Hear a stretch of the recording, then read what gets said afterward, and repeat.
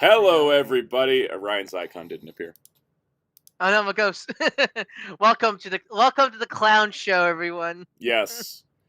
Oh boy, is today gonna be fun, guys. I have a lot of if you guys could tell from the thumbnail, I had to put X-Men in here. We're doing an X-Men trailer breakdown, so I can feel something again by the end of this. That's the thumbnail, not the outline. What am I doing? I was like, let me just upload this image. Wait, that's the thumbnail. It's not the outline image. There's the outline image. Yay, there we go. Yeah, so the news this week is kind of bleak and depressing for a lot of reasons. In entertainment news, not just in world news, which is always that lately. So what we're going to do is I structured the show so I can complain about something, then be excited about something, then complain about something and be excited about something. Because it's just one of those weeks. So pendulum swings. Pendulum swings like crazy. I'm not even going to mention the He-Man Blu-ray situation because that's a mess I can't comprehend yet. And until it's clear, I'm not reporting it. That's a conspiracy board clown makeup scenario. There was at one point in the server where we got so much back and forth information about what is and isn't coming to He-Man, or isn't coming to Blu-ray for He-Man, that I just started saying, you know what? We're getting all of it. All of it's coming out on Blu-ray, and then everybody just threw the clown makeup at me. Yeah. Look, Hellfire, it lifted off of him finally last week. Yes, he no longer is Hellfire the server clown. He's just Hellfire, and I'm now Soundout12, the regenerated clown. The clown, because it's like the skin. It was like peeling off his skin. It was except not peeling off skin because that creeps me out. Anyway. Well, it's like Kratos. Instead of the ashes, it's like the ashes coming off of him for his white. Exactly. Veloquid says, #1 Gonzo fan checking in. How are you guys' weekend? Did you do anything fun? I did do something fun this weekend. Local indie theater showed Mighty Morphin Power Rangers the movie. I imagine that was fun. It was fun. Experience. It was really fun. Was that your first time seeing? I've never seen it in a theater because it came out a month and a half before I was born. And you don't really see fandom screen or fan screenings of it, really. The indie theater apparently had to jump through a lot of hoops to even show it. Oh, really? Yeah, it was a bit of a pain, but made it work. I imagine that's the biggest question is: was it Hasbro or was it Disney? I'm not sure. The theater owner just said, "Don't worry about it." Or both. Or both. The theater owner was like, "Don't worry about it." But I was co-hosting it with my friend who runs a comic shop. So it should have been. There's a simple explanation for it. But yeah, it was fun because I'd never seen it on the movie screen. Also was co-hosting it. So if somehow anybody that was at that screening is now coming to the channel for the first time, welcome. So who popped in? Cass is here! Yay! Yeah. How's it going? Good. We were talking about. I went to a local indie screening or indie theater screening of Mighty Morphin Power Rangers movie on Saturday. Also, it was a midnight movie type thing, so I got there at 10 and I didn't leave till 1 a.m. It was a late night for me. I don't usually stay out that late anymore, but it was fun and it was a good time. That's me, Hey, that's me working on art pieces. I'm used to staying up late. I'm just not used to being out late. There's a very clear introverted difference. I stayed up till 3 in the morning finishing 007 First Light. No problem. I was out till 1 a.m. and I was like, what am I doing up this late? Last time I was out that late, I was working. Yeah. They showed it off the Blu-ray, I think, for the movie. What's your quick review? What's your quick review of First Light? Top 3 Bond adaptations of all time. And I do mean top 3, not even hyperbolically. As a video game, excellent. As a Bond adaptation, amazing. Game of the year because Wolverine will not make me feel as good as 007 did. It's X-Men. How much do you love X-Men? You can never feel happy about X-Men. I mean, there's always going to be something that bugs me, and they've already started off with this whole "the X-Men have never existed" bit. So we're already off on a rough foot. I'm still buying it day one, and I'll probably stream it, but Well, not on this channel. Probably not. It depends on the gore filters. It completely depends. Like once I get the game, I'm gonna set the gore filter to 0 because they said it was a slider. I'm gonna put it to 0 and see how bad it is and see if I can pass. So we'll see. May even address withheld. Yeah, we'll see what happens. But yeah, the Blu-ray is very good because it's a Shout Factory Blu-ray for Mighty Morphin the movie. I think that is out. That is out of print now. It is out of sadly, print, I think, yeah. right? Yep. Sadly, it is. But yeah, we had a good time. I did some trivia because we had prizes to give away, and it was kind of there was like 40 people there, I think. What was the deep cut? What was the deep cut one? Well, let's see. So my friend was co-hosting with me. He was like, come up with questions that people would actually be able to answer, but aren't like easy. He was like, don't just be like, who's the Green Ranger, right? And so I was like, so I came up with 2 questions. I was like, all right, this was the first theatrical Power Rangers movie of the 90s. What was the other one's exact title? And it took 2 tries before somebody got Turbo a Power Rangers movie, because people always go Power Rangers Turbo movie. It's Turbo Power Rangers movie. People remember the Turbo part; they just don't remember the exact order of words. So I made it a little challenging. And then my other question was that like this movie is telling the same story as the Ninja Quest multi-parter, but the person who gives the Rangers powers is different. So who are the 2 people that give the Rangers their ninja powers? And someone did correctly answer on the first go, Dulcia and Ninjor. So that one was a little easier. What was the deepest cut question that was the deepest cut question? Was those? We only had 2 prizes to give out because it was not that expensive of an event, so it just had a couple things. Did you throw in a Sentai question or no? No, because I told you the 2 questions I did. I would have loved to gone deeper, but we just didn't have enough prizes. And I kind of want to like host a trivia night now and see how. I'm still waiting for you to make me and Kaus and maybe Wheels like do a trivia stream one day. We need to do that. Maybe we'll do it because it seems like nobody's doing anything significant before San Diego Comic-Con besides canceling things. So there is a game there is a game I do recommend. Hold on, let me make sure it's actually Mac compatible before I suggest it. Because there is a trivia game where you can make your own like questions. Ooh, that'd be fun. Just let me double check it's available for Mac, because you're a Mac user, so I need to make sure it's available on Mac. I'm a filthy Mac user. Hey, I can render an hour-long video in 25 minutes in 4K, so... Oh, what were the prizes? We had it was one of the multi-packs of the minifigures from Mighty Morphin. Those like little 3-inch figures. It was like one of the multi-packs. And then the second prize was a Death Ranger Part 1 trade paperback and a copy of the new Mighty Morphin Power Rangers issue 1. So, oh, that's cool. Also, it's Mac playable. It's Mac playable. It's called Trivia Tricks. I played this with my friends.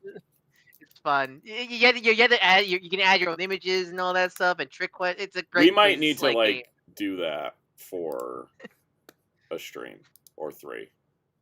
Yeah, I put the link to the Steam page in the stream chat. You want to check that Yep. out? Ooh, trivia stream with gift subs as prizes. Ooh, that's an option. That'll be fun. Yep. Jamie's World said, where was the event held? Name and address withheld. Name and address withheld. Yeah. we need to add that to the soundboard. we need to add that to the soundboard for sure. So we haven't talked about K-pop Demon Hunters for Criterion now, because as far as I know, they haven't solicited it. It's available to pre-order. It's available to pre-order, but we don't have the full details. I think we talked about it when they announced it was going to be part of it. Live? We're live, yeah. Yeah. Okay. It felt like you guys were just talking like I was like, okay. You haven't been at the top of the show in a couple weeks. This has just been us lately. I woke up early today, and I've been out for half the entire day. Yeah. I was out buying manga and stuff. I bought Steel Ball Gun and Gundam and nice. I was cleaning over this weekend. Marvel Legends. You guys won't randomly see Pokemon at the foot of my bed anymore because they were so frickin' dusty. I was like, they need to go somewhere else now. The tubs. The tubs. The tubs don't have that much interesting. There's like 2 of them filled with CDs, and then most of it's clothing and backpacks and blankets. Because I needed to just put stuff somewhere, and so I reorganized under the bed instead. Here's a question for you, I guess, for chat now. Is there any song out there where you prefer a cover version over the original? Absolutely. I don't even have to think about it that hard. So, first of all, Hellfire says, do we have a stream soundboard? No, we just have the Discord one. Yeah, we need to eventually make one. We need to eventually make one. We eventually But like, need to, cause like, yes. I mean, one of the one I was listening to, I was like, cause I like to listen to like a lot of like parody, cause a lot of times I'll listen to parody versions Yeah. first before I go listen to the original. And when I go listen to the original, I was like, I think I like the parody version more, cause it's not like it's more. It comes down to instrumentals and like the singing for me. Whereas like, oh, I think I like the cover version. I Singing, prefer like, Weird Al talking about the Phantom Menace to actually listening to American Pie. I didn't even know that was actually. Yep. I didn't even know that was a parody I song. remember. I watched that age. I know exactly what you're talking about. It's the one where he says he'll be Vader someday later. Yes. Yep. Yeah. I watched that. Because instead of my American Pie, it's my Mr. Anakin guy. Anakin guy. Yep. He'll be Vader someday Vader later. someday later, but for now he's a small guy. We all live in an Amish paradise. Amish paradise. Yeah, there's a lot of Weird Al songs that would take over the originals. Like a surgeon over like a virgin. I like for example, I much prefer Shrek 2's version of Be Hero more than the actual version of Be Hero. Yeah, the fairy godmother killed it on that. My big one that I always say is that Pat Benatar sings Helter Skelter so much better than the Beatles do that it sounds like it was her song to begin with. It's like not even a contest for me. Like the Pat Benatar Helter Skelter cover is so incredible it sounds like it's the original version. It always weirds me out, like knowing some songs I listened to as a kid are actually parodies. Like Goofy Goober Rock from SpongeBob, the SpongeBob movie, is a parody of I Wanna Rock, and like it's like this one of those I didn't know that this one mentioned. I was like, really? Then I listened to the song, I was like, oh my god, it is. It was funny. I was at the movie theater and there was the Michael Jackson movie was at the end of it. He performs bad and it's just like blaring through the hallway and someone's like, I can never hear this song without thinking about Weird Al singing about being fat. Fat. I'm really, really fat. So it's funny. I think I like fat more than bad, but I like beat it more than eat it. It's I don't know why, but that's just how my brain works. Dare to be Stupid, the actual original song, right? Yeah, Dare to be Stupid is one of Al's originals. Sound Out. Yes. There's a quote about Homer said about Weird Al that I think is true. He was doing a Nirvana parody, and where he was supposed to be Kurt Cobain, and he was watching Weird Al, and he was just like not feeling anything, and Homer said to himself, "Anybody who's tired of Weird Al is tired of life." Yeah. I love that. I like Weird Al. It's like a Muppet. He never ages. Weird Al's. It's like there's this picture of him with Fozzie, and I'm like, neither of them have aged. It's amazing. Have aged. Yep. There's also it's funny. One of my favorite Weird Al songs is Jurassic Park, which is a parody of MacArthur Park, but I never remember what MacArthur Park sounds like, and so I only remember it as Jurassic Park, and it is one of the funniest songs he's ever done. Underrated, Jurassic Park. Drive-Thru was also took me a long time.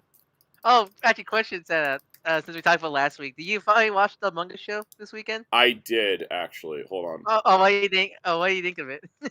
I'm just trying to figure out the Weird Al song about being trapped in a drive-thru. Oh, that. Okay, yeah, now I know. Yep. All right. Anyways, Pokemon's also a Weird Al original. I watched the Among Us show. Pokemon, I love that one. Yeah, I remember that one. The Among Us show's hilarious. I watched it. I knew you were gonna like it. I watched it while reading this incredibly depressing DC Finest volume that's taken me like over a month to get through, because it's the Jason Todd death volume, and I really like Jason Todd as Robin, and I know when they bring him back, he ain't the same character, and so I've been putting this off for a long time. So are you in the camp of questioning why did everyone hate Jason at the time scenario? I think people just hated Jason for two dumb reasons, because I know comic book fans and they're cyclical. First of all, they hated him because he wasn't Dick, and second of all, they hated him because he mouthed off to Bruce, justifiably so in every situation. Every single time Jason called Bruce on his bullshit, it was justified, and people did not like that. True. So that's why I think people hated him so much. Also, I do agree that like there is a bunch of people that probably voted for him to die thinking DC wouldn't actually go through with it. Oh, it's like, no, they're not gonna do that. Mm-hmm. So, Waiting for him to come back and call Bruce out more. yeah, I wish that Judd Winnick was it Winnick that wrote? Winnick wrote Under the Red Hood, right? Yeah. Okay, cool. I want to make sure my slander's accurate. I wish Judd Winnick was as good of a writer as he thinks he is, because he could have really done something with the way that, like, Jason was willing to call out Bruce in a way the other Robins weren't. Because that's something that just doesn't come up in the comic. It's like Jason just kind of comes off as like, I always know better than you, Bruce. But it's like, no, you were wrong a lot of times, but you were right when you called him out. So now I gotta re-rate Under the Red Hood now and kind of like reacclimate with like the version of Jason that came back, because he's not the same guy.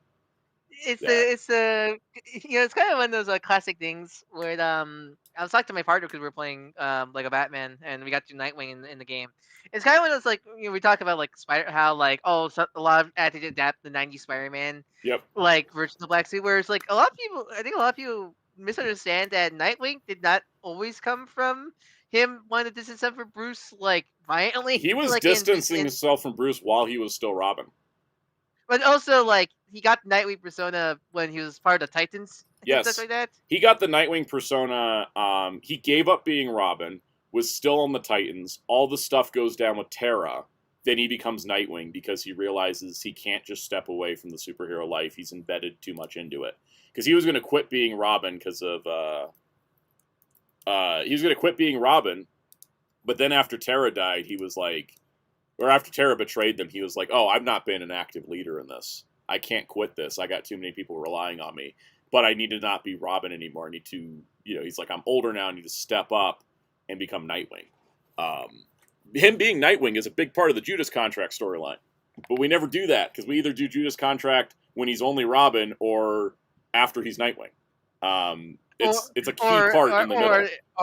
Or they don't do any Titan stuff, and it's always only just Batman family specific, Batman show specific. Exactly. So yeah, that's a big thing. Is that, and I'm so glad DC's reprinting stuff in compendiums and finest, because more people are starting to read the history and understand this is not the way that we've always been told it is.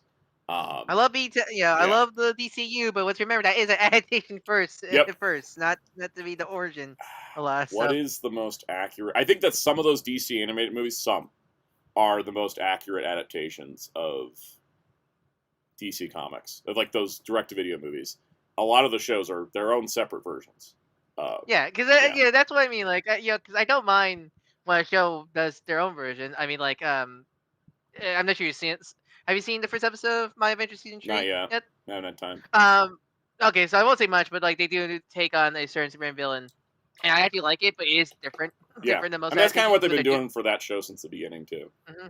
Yeah, but like because it's a classical case of does it serve the storytelling? It's always kind of my more one thing with these adaptations. Like, because if it's different, but it works for the storytelling, that I personally don't mind. Versus case in point, the Under the Red Hood movie did a much better job of Jason's characterization than the Under the Red Hood comic. Yeah, no doubt. Like, there's a reason why that movie's so praised so much.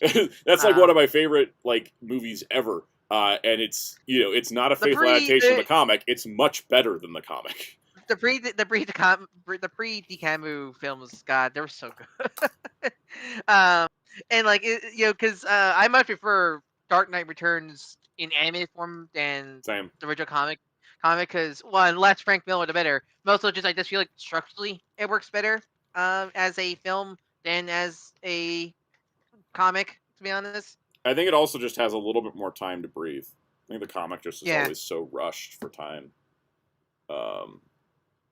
So adding to this, now that I've read all of Jason's post-crisis appearances, I'm still not done with the Death in the Family arc. I started it last night. I've been trying to get through it. It's just so hard for me now, because I've read Death in the Family itself in a bubble 2 or 3 times now, right? But like I didn't have any like character attachment to it, so it didn't hit the same. And now it's just like now that I know what's coming, I've just been dreading it. I'm almost done with the volume.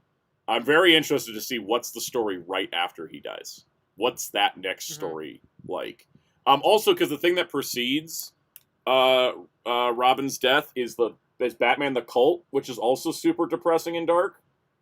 Yeah. And then before that is the story where like there's this poor woman being like antagonized by this man, and Jason's really mad at this guy, and he's been getting more violent. And then the poor woman like hangs herself in her apartment, and Jason appears on this guy's balcony, and the next thing we see is him falling off the balcony, and Bruce has to ask, did the guy slip or did you push him? And I was just like, and the thing is, I honestly can't tell you. I honestly can't tell you what happened. It's like it reminds me of like stuff like it reminds me of the end of like the Killing Joke of like is Batman strangling him or not? It's like some of the best like comic moments of stuff. Like yeah, that and it's crazy because it's not until the first part of Death in the Family where the Joker breaks out of Arkham that you even find out that the Joker's still alive. It's like it's a significant amount of time they left that hanging. But it's been pretty. Anyways, Among Us show. Among Us show. Yeah. So, anyways, no, Veloquence is right. Yeah, it is implied that the guy murdered her, which is worse. That's why I think that's why Jason like reacted the way he did too, because he hated that guy. But the thing is, I don't, because of the way that Jason's actions as Robin have lined up to that point, I would hope, just like Bruce hopes, the guy did just get spooked and slipped, and not that Jason pushed him. But I'm not 100% certain. And that's kind of an amazing thing, because I don't think they ever answer that question. I think it's always left ambiguous, which I think is great. The Blader says this volume sounds like a rebuttal to it. It was Dark Knight Returns that made the comics darker. No, it was a lot of things around that time. This was after Dark Knight Returns, but even before Dark Knight Returns, I think Batman Year One was much more impactful. So Among Us show, great. It's really fun. It was nice. You have a favorite gag or favorite character? There's a lot of it is spoilers, but I love the ending of it. I thought the ending was like perfect. No, that's what I like about the manga show. It isn't just a funny comedy. There's like some great like commentary on like corporations and how they treat people. Yeah, especially. I love the way they solved the problem at the end, in particular. Yeah, I played the game a little bit during its big boom, so it was kind of. Were you picking up clues on who done it when you were watching? I did, yeah. I was like, okay, I kind of know where this is going. Yeah, and it was hilarious. It was fun. The animation was sharp. I thought the pacing was good. That was a type of show where an 11-minute episode was perfect. Like, I think that was like a perfect way to do it. So. Why are you a cop? Yeah. No, my friends. My favorite line. I'm friends with cops and people who make live-action remakes of animated movies and people who watch live-action remakes. Yeah, there's a lot of great stuff in that. If you haven't seen it, I would recommend it. I mean, it's on Paramount Plus, which is a bummer, but Do you enjoy Deborah Wilson, Phil Lamar's dynamic? Deborah Wilson and Phil Lamar being in anything and then being together, perfect. I loved it. I thought it was really great. Veloquence says, I enjoyed Batman the Cult. The art did not enjoy Batman the Cult. The art was amazing. I'm glad to own it, but I don't think I'd revisit again. Yeah, I was just like severely depressed after reading it. I was like, I have to take a break because the next story arc is Death in the Family. This has been I've been trying to push myself to finish this volume. So I keep switching back to this because what I was doing is I was watching Among Us, which was hilarious and fun and really great, while reading Death in the Family. Because I needed to contrast it so I could make it through this comic. But yeah, it's great. Like Among Us shows was fantastic. So highly recommended from me. And thanks to Ryan for the recommendation, because I probably wouldn't have checked it out if he hadn't told me about it. Basically, Amazon Power Rangers terrible TV show. What comes next? In space. Power Rangers in space. In space. In space. The first season I ever saw on TV. So I'm looking forward to watching My Adventure Superman later tonight. So it's great. All right, let's get to our topics of the day. First of all, let's get down to business. I read No Man's Land so many years ago. I probably need to do a reread on it. It's been too long. Is that? Will you be reading that? I'm assuming you're gonna be waiting when that comes to Finest. I think I'm gonna wait for Finest. I thought about buying the Omnis, but I'm also kind of like, I should just not buy Batman Omnis for anything before New 52 that I want. I think I want to wait for Finest because apparently, according to Near Mint Condition and the team over there, they've talked to DC, and apparently DC is going to be doing more Batman, Superman, and Wonder Woman finest starting next year. And if they already did like 4 Batman ones this year, if they're doing more, like we're actually going to probably get to some of these eras later. And since finest cuts off at 2011, I'm like, you know what? Anything I want that's pre New 52, I'm not going to buy an Omni. I'll just wait for finest. Honestly, I'm really looking forward when they get to the Nightfall saga. In That'll finest, be fun. especially. Yeah, No Man's Land is a massive. The thing is, No Man's Land would be like 8 or 9 finest volumes. But I also don't think they're going to interlude all the other series. Like I think the Batgirl issues that are in that era will, of course, be in the Batgirl volume, right? They're going to like split it up. It's not going to be like the Omnis broken into the finest. And also because we know from the DC Finest poll that they did that DC's looking to have Legends of the Dark Knight be a separate line from Batman. So it'll still be like a bunch of volumes because No Man's Land was huge. So anyways, I got 6 Batman Omnis I haven't read that I own. So not in a rush to buy more. Also not in a rush to buy any Batman Omni. They tend to stick around. So is it specifically Batman or is it basically just Batman or Batman family? Oh, the 6 were just Batman, I think, because I want to read I haven't read the Paul Dini omnibus. I want to reread the Tiny and Detective Comics run because I'm kind of rereading all of Detective. I'm kind of just trying to catch up on Detective Comics. So I've been lax, so I was going to reread the Tiny and run, then go into everybody else. Since then, I wanted to do a reread of Batman and Robin in conjunction with the Grant. What I was going to do is do Grant Morrison Omnibus 2, which starts the Batman and Robin series, then jump to the Tomasi Omnibus, and then I haven't read Grant Morrison Omni 3 ever, so I'm not a big Batman Incorporated guy, to be honest, so I just need to get to it at some point. I just haven't yet. Yeah, that's pretty much like Batman Omnis, and then Bat Family, I want to reread Gail Simone's Batgirl because I haven't read it since it came out like 15 years ago. And then I got the Robin Compendium for Tim Drake Volume 1, and I got Nightwing Compendiums on the way, so I still got plenty of Bat Family stuff. So, yeah, Veloquence, I read the Tiny and Detective run as it came out in singles. I just haven't revisited since like 10 years, so I'm excited to reread it. And then I'm going to go from there, and I'll be reading everything else on DC Universe. And if I go, oh, I like the Tomasi Detective run, then I'll buy the Omni of it. Oh, I like the Tamaki run, I'll buy the Omni of it. I want to read it first, though, if it's modern, because that's how it is. Yeah, Blade Raider, it is... 90s Superman is great, but it is so much better having collections now as opposed to the old days, because, like, when you used to have to like buy multiple trades or multiple singles, it was really hard to keep track of. But now that they just put it all together in reading order, it's a lot easier to... That's how I like reading 90s comics. I want it served to me in a nice collected edition. I don't want to have to like have a checklist. So I'm glad that they're in reading order. All right, so what you're telling me is you don't want 90s Marvel. That's how you just want 90s Marvel, because God, that's gonna be a nightmare to just track down everything with all the storylines and events. Yes and no, because like the Ghost Rider, Danny Ketch Omnis are so beautifully mapped, it's like eating candy. Like, because it's got everything in the proper ordering, not to think about it. And 90s X-Men, I like the way the Epic collections have done it, where they thread both X-Men and Uncanny X-Men together. I don't know what... The Spider-Man Epics not having all the Spider-Man titles in them is ridiculous, though. How are you doing, Hellfire?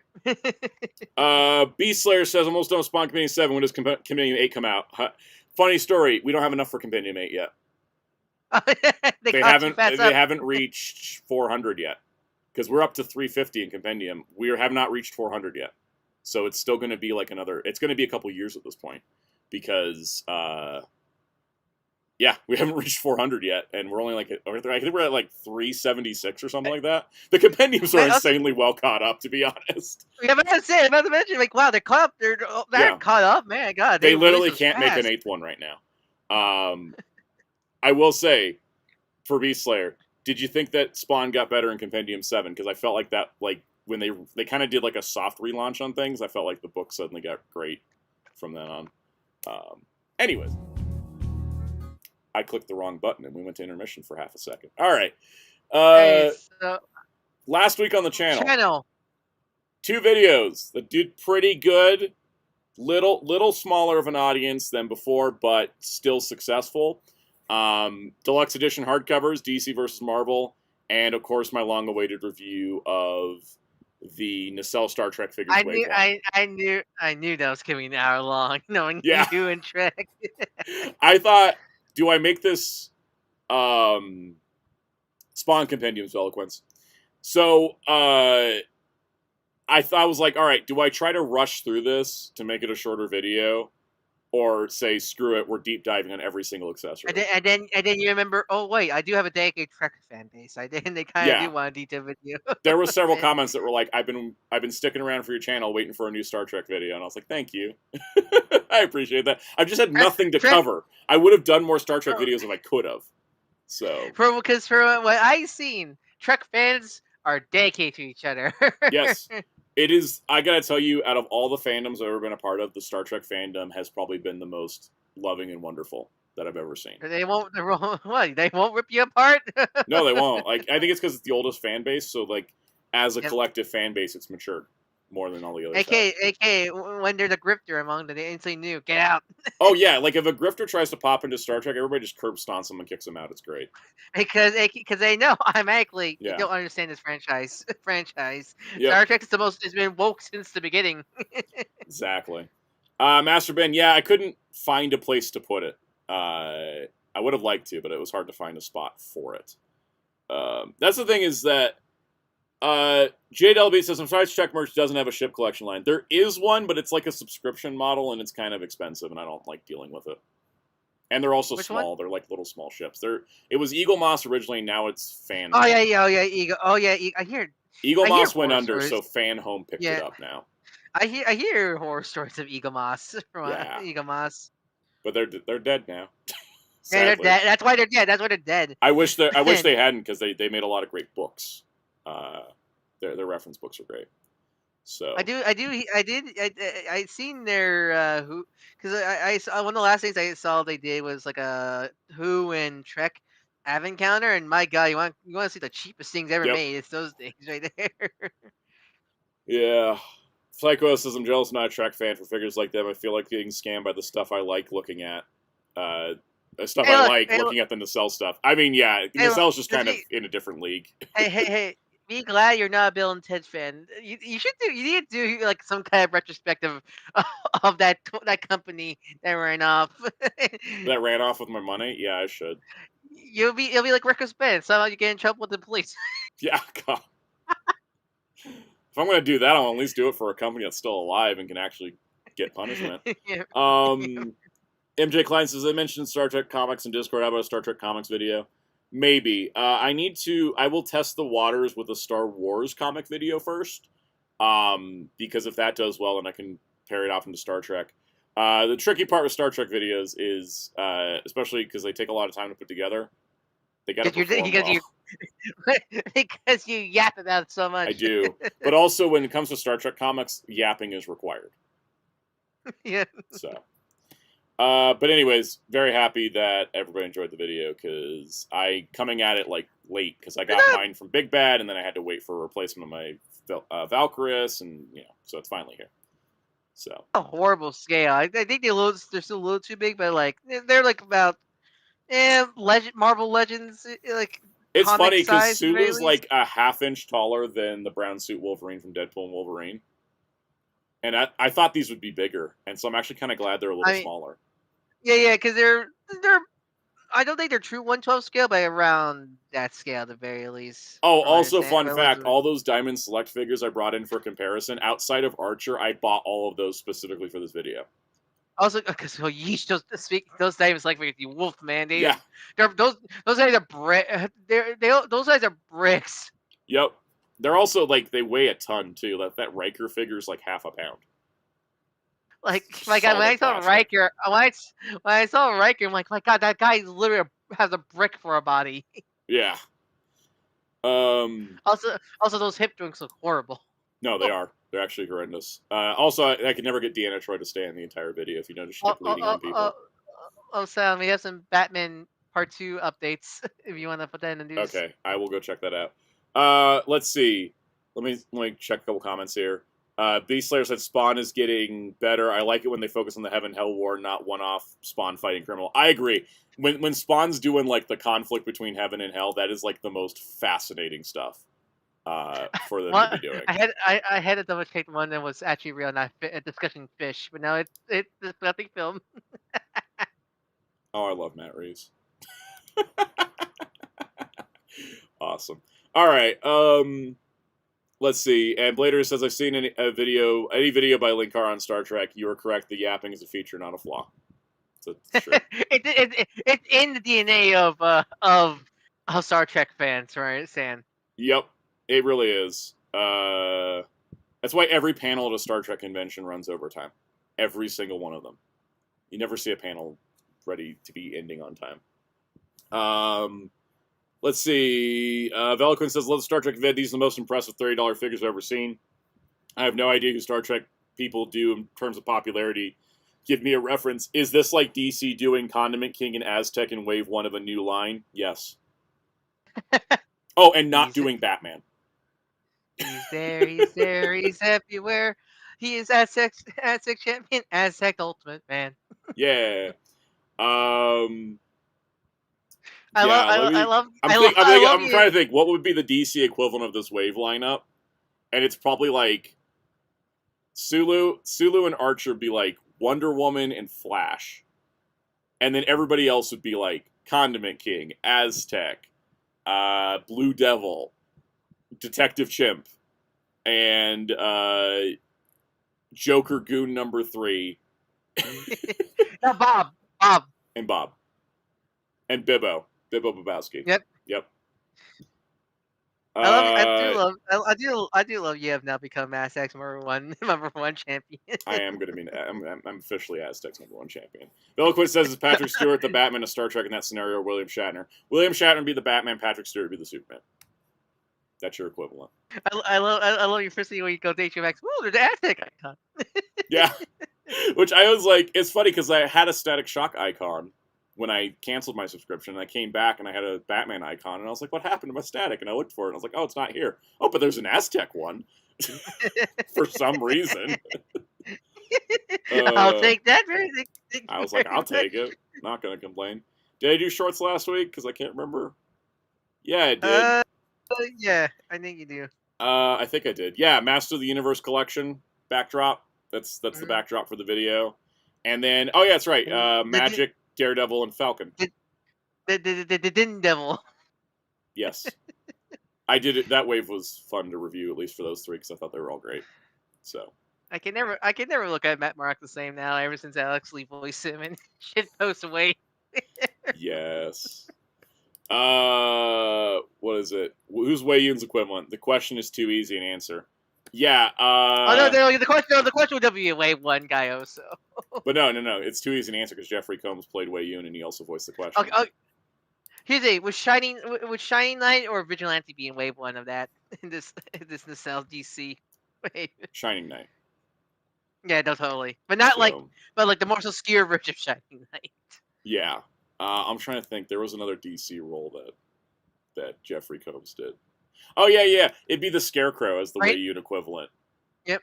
Because people wouldn't immediately expect it. So, I also forgot he was Kite. Yep. Rat King. Was he Brainiac also? I feel like he was Brainiac at some point. I feel like he was Brainiac at one thing. Oh, that's right. He was Zodak for like 5 seconds in Revelation. That pissed me off so much. Yeah. Velcrin says, I also saw an Aztec at Walmart. The shelf was literally just him and Lobo's motorcycle and 2 Supergirls. I did not buy him, but I thought of Soundout. If I spy Aztec, I would buy. You know, I saw collecting McFarlane Multiverse. I would buy it if I see him. I'll have it like that's my Soundout representation right there. Exactly. It's just do it for me. It seems like there's plenty of him to go around. That's for sure. He did it because Nico Robin, or X-Men or Wolverine, that's too mainstream. I mean, we need like someone that only Soundout cares about. Exactly. And Aztec, like every other of your favorite characters, it's like, oh, they're super popular. But like Aztec, that's Soundout. It's Aztec for DC and it's Chamber for Marvel. Marvel, yep. Because Robert Reyes is popular with his niche fans. Exactly. But you have Chamber. There's at least 2 Twitter accounts dedicated to Robbie Reyes. There's no Twitter accounts dedicated to Aztec. Yeah. All right. Review time. Disclosure Day. The new Spielberg movie. I liked Spielberg's first That's film my in a long. This is Spielberg's like first film in a long while, right? No, it's his first film in a long while to not be about him and his parents. He's been on a very self-exploratory train lately. Like his last couple movies are like directly about. I think his last movie was like literally just his family dynamics. So is this like I guess would be like his first one that's like a blockbuster? It's his first one that's not a period piece in forever. Because like his last few movies, like Fabelmans is about his life basically, and West Side Story was obviously a period piece. Like he's been doing period pieces for a long time. Because this is clear. Yeah, because everyone's been talking about because it's like makes you think like, wait, is this like Spielberg's first movie in a long while? Because no one talks about his other films, so like that's like this is like his first one to be like a blockbuster again, and then it's also like his first one in a while to be like about aliens. And Spielberg doing alien stuff is like great. I like Spielberg doing alien stuff. I will also say this movie's reaction has been mixed, and I think that's understandable considering like kind of what it is. So it's a movie about aliens and whether or not the world should know that aliens have visited us or not, which I think is interesting in and of itself. But the actual like theme of the movie is not that, but is instead like the theme of the movie is about the lack of empathy in society.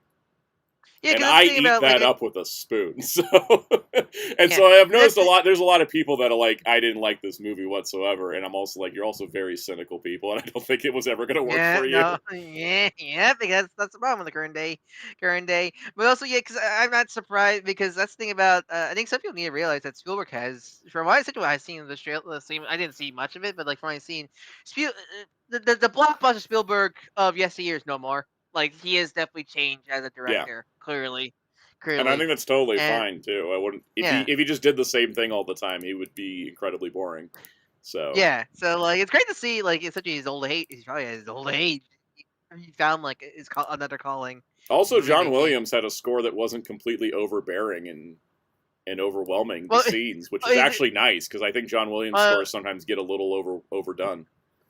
Well, in the case, I think it also helps that it's the first time when John Williams can compose a original soundtrack that isn't based off his previous work. That definitely is true. Because the thing is, like, the kind of the mystery of the movie is important. I think if you watch too many of the trailers, you'll start to figure it out too much. So I'm not going to say too much. Yeah, but I imagine it's one of those ones you can't really talk about much because it will spoil everything. I can say we should give Emily Blunt an Oscar for this. Mm-hmm. She has this one scene in the movie that was like traumatizing, but like it was so well done.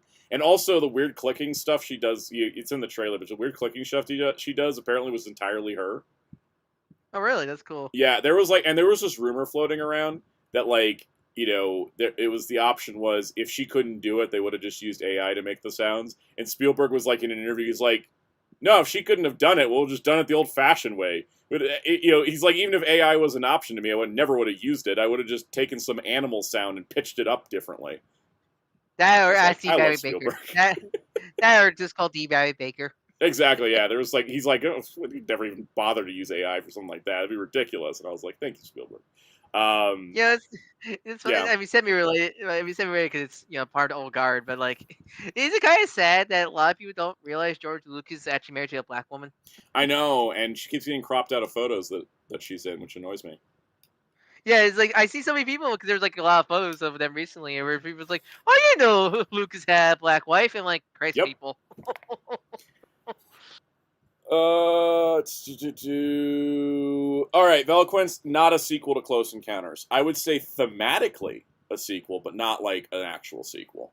It has a lot of the similar like thematic elements and like, you know, in terms of like emotional themes and like what it's about.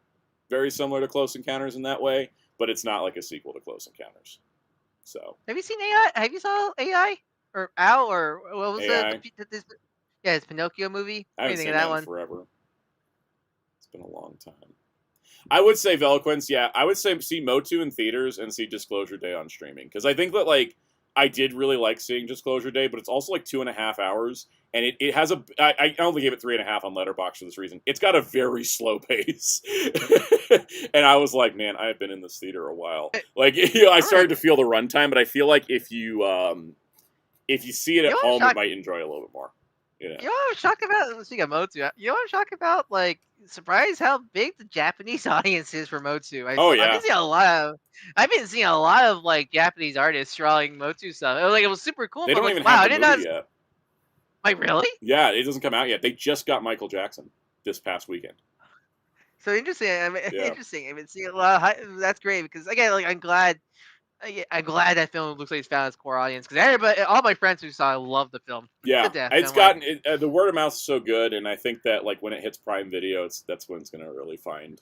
Yeah, because again, like people really too much or exaggerate like because Amazon was saying like the theatrical release is basically just a marketing campaign for the Prime Video release because they just want good word of mouth to help it on streaming. And I do think though it will say that like if we get a sequel to it, it will be Prime Video exclusive and won't go to theaters, which I'm fine with. You know that just as long as it gets made.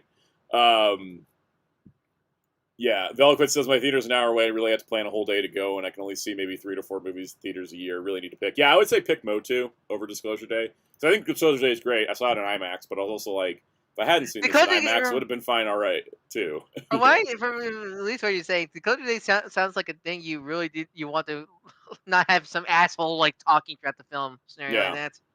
I gotta tell you guys, the number one reason I go to IMAX sometimes is because the speakers are so loud, no one can talk over them. It wasn't for budget. I would. It wasn't for budget. I would do that. Also, because I don't think my Regal does IMAX, so it doesn't help either. Alice says it's the second time watching a Soundout stream and a near mint condition stream at the same time. Yeah, it happened again. They launched the DC Finest poll during one of my streams, and they're doing the results right now. But I'm glad to hear that I've been upgraded to your TV. Makes me happy. So thank you. Update us if anything gets announced. Yeah, because I think they're announcing the results of the DC Finest poll, which is not like announcement of books yet, but like of what people voted for that DC will now know about. So that's exciting. But if somehow news drops, Alice, let us know. Especially if it's related to Aztec. Yeah, if it's related to Aztec, yes. If there's ever Aztec news, I need to know immediately. But anyways, I don't really have too much else to add besides Emily Blunt was great, Josh O'Connor was great, Coleman Domingo is always great. Coleman Domingo never misses. Every single time I've seen him in a movie, he's just incredible. Even if his part's like 2 minutes long, it's incredible. So yeah, great time. I had a good time watching it. I really liked it, but it is very much like rooted in like empathy and communication will solve the problems of the world, which is something I do believe. But it's not necessarily the most realistic approach in life, but I like the optimism and hope behind it. So hopium. Yeah. All right, that's about it on that. Let's move to the Blu-ray news. It's basically all anime this week, and it's all just continuing the journeys we've already started. So Naruto Shippuden Set 11 will be releasing August 11th. We got a cover with Sakura and Kabuto in his creepy-ass snake form. And this is great ninja. Isn't this great Ninja War? We're in Great Ninja War territory. This episode's 277 to 304. So hey, only 296 episodes to go. Are we in Boat Arc yet? No, we passed Boat. Boat was in Set 9. Oh, he did? Yep. I can't wait for you to talk about it in a Blu-ray haul. Video. I want to do a video on Naruto. I'm going to do a video on Naruto when the home video's done, which is going to be 7 more volumes, I think. I think it's 18 in total, yeah. So there's 7 more after this. I'm going to do a video about Naruto's Blu-rays, but I'm going to use it as an excuse to complain about the pacing of the show and the damn filler. It'll be fun. So, yeah, that's coming out in August. I haven't bought set 10 yet. I kind of wait on these because they can kind of go on sale. They can go on sale for like nice discount and stuff like that. Yeah, and sometimes I'll hit them up on like the Target buy two get one and all that. I mean, it's the shonen stuff are always available easily because it's the big shows. It's the big shonens. Yeah. Velquit says, sad fact about me, I collect all these Shippuden sets because I really love part one, but I can't bring myself to watch them. I don't blame you. I went through all 500 episodes of Shippuden, and it broke my ability to binge watch. I have not been able to binge watch things. I used to be able to binge watch shows like 10, 12 episodes a day. No problem. After doing that with Shippuden, I've never been able to do it again. I've lost the ability to binge shows now. That's how bad the pacing is. That I lost the ability to binge shows. Alright, speaking of bad pacing, here's One Piece Season 14, Voyage 10, releasing August 17th, which is our next chunk of the Wano arc. Episodes 1001 to 1012. We're slowly getting there. We are now 2 collections behind, because Collection 40 should have come out already, and didn't. And we'll need Collection 41 with this releasing. So, chop, Crunchyroll. Chopper chopping. Chopper chopping. All right, Kaiju number 8 Mission Recon, the compilation movie of Season 1, is getting released on a Blu-ray Steelbook September 14th by Crunchyroll. It is $52, and there are no bonus features. 52 is a compilation movie. Like, how much was Season 1? The math. I was also just double checking if it has the dub. Yes, it does have the dub. Sure, I would. It does not have Hoshina's Day Out. That doesn't see. That'll be in the Season 2 set. That's got to be in the Season 2 set. Kaiju number 8 Season 1 is $55.98 for the standard, or $75.98 for the special edition. So the movie's slightly cheaper, I think. Slightly, but only like. But even then, just get the full season at that point. It's a 97-minute movie. It's $4 cheaper than the season, but it's only 97 minutes, so you're not actually saving anything. And the compilation movie doesn't cover the last 3 episodes of the season. It only goes up to episode 9. So it's a waste of time and money. Yep. I saw this movie in theaters. It was fine, but like I'm not going to pay $52 for it. You already own the series, like, because I imagine does the compilation movie add anything besides the Hoshi Day Out? Yeah, so what's the point? I don't know why this exists as a separate release, and I don't know why it's $52. Because it really should. I must have should have just been like a bonus thing. It should have been part of the Season 2 set, because Season 2 is shorter than Season 1. Yeah. It is cheaper than Cyberpunk, but I'm still not going to buy it. All right. All right, so we're still continuing in that math. Yep, that's still going to be the barometer, I think, for the rest of time. But like Cal said, it's a waste of time and money. Like there's no point in owning it standalone. It'd be like buying it's like, it's not like like when they did Mugen Train for Demon Slayer as a season and they added an episode. Yeah, that makes it a better value than just buying the movie. But like the movie was priced like a 25. I think I've seen the movie priced at like $30, whereas the season's like 60. So it's actually like worth buying the movie because it's cheaper. This is like $5 less for what? Yeah, it doesn't even cover the entire season. You can't watch it as a replacement. That's like Mugen Train, where it's like, okay, I can understand buying the movie and the season separately, maybe, and all that stuff. Yeah. All right, so we've discussed that this week was going to be the Crash Out stream, and I just want to let everybody know it is 1 Crash Out in comics, 1 in entertainment, and 1 in toys. All right, you guys ready for this? Yep. So let's start in comics. We're going to start the good stuff. Mike Mignola has been doing a lot of Hellboy stuff lately, but he's always been going and doing flashbacks. Stuff that takes place in the past, filling out the timeline, all that good stuff. We are getting a continuation of Hellboy in Hell. Hellboy in Hell ended 10 years ago, and that was the end of the Hellboy story. Yeah, Hellboy's one of those comic series that actually finished. Yes. Finished, like Invincible. Hellboy in Hell number 8 was the final issue. But now there's going to be a new 2-issue miniseries called Hellboy in Hell, Nothing But Blood. And this was simply because Mike Mignola wanted to work with French artist Cyril Palms. And that's like the only reason it exists. And you know what? Screw it. I'll take it. I'm in. I don't usually buy the Hellboy comics as they come out in singles because the trades and the omnis like really collect stuff nicely. I will be buying this in singles. I cannot wait to see this because it's very interesting that Mignola has said like this is the end of Hellboy, the end of Hellboy in Hell, and that was it. But now we're getting 2 more issues. What do you got cooking besides the fact that you just really wanted to work with this artist? What do you got cooking, Mike? What's in your brain? I want to see what you got. I'm excited. I love this excuse. Like, I just want to work with this artist. Yeah, no, that's how a lot of the Hellboy stuff exists, and that's why I think it's so great. But yeah, this is coming out in October, I believe. Let me double check that. Yeah, it's October. I'm very looking forward to this. I will be picking this up. So, love it. Hellboy. So, Veloquence, Hellboy has had consistent comics. The difference is that it's much like Star Wars, where it jumps around a lot. So, like, there's like a Hellboy book on the stands right now. It's like Hellboy in the BPRD. That takes place prior to the main Hellboy comic, like decades prior, because its characters exist in the history for like hundreds of years, and there's a ton of spin-offs. I have a shelf and a half of Hellboy trades and omnis. There's a lot of Hellboy. But Hellboy in Hell number 8 was the end of the story.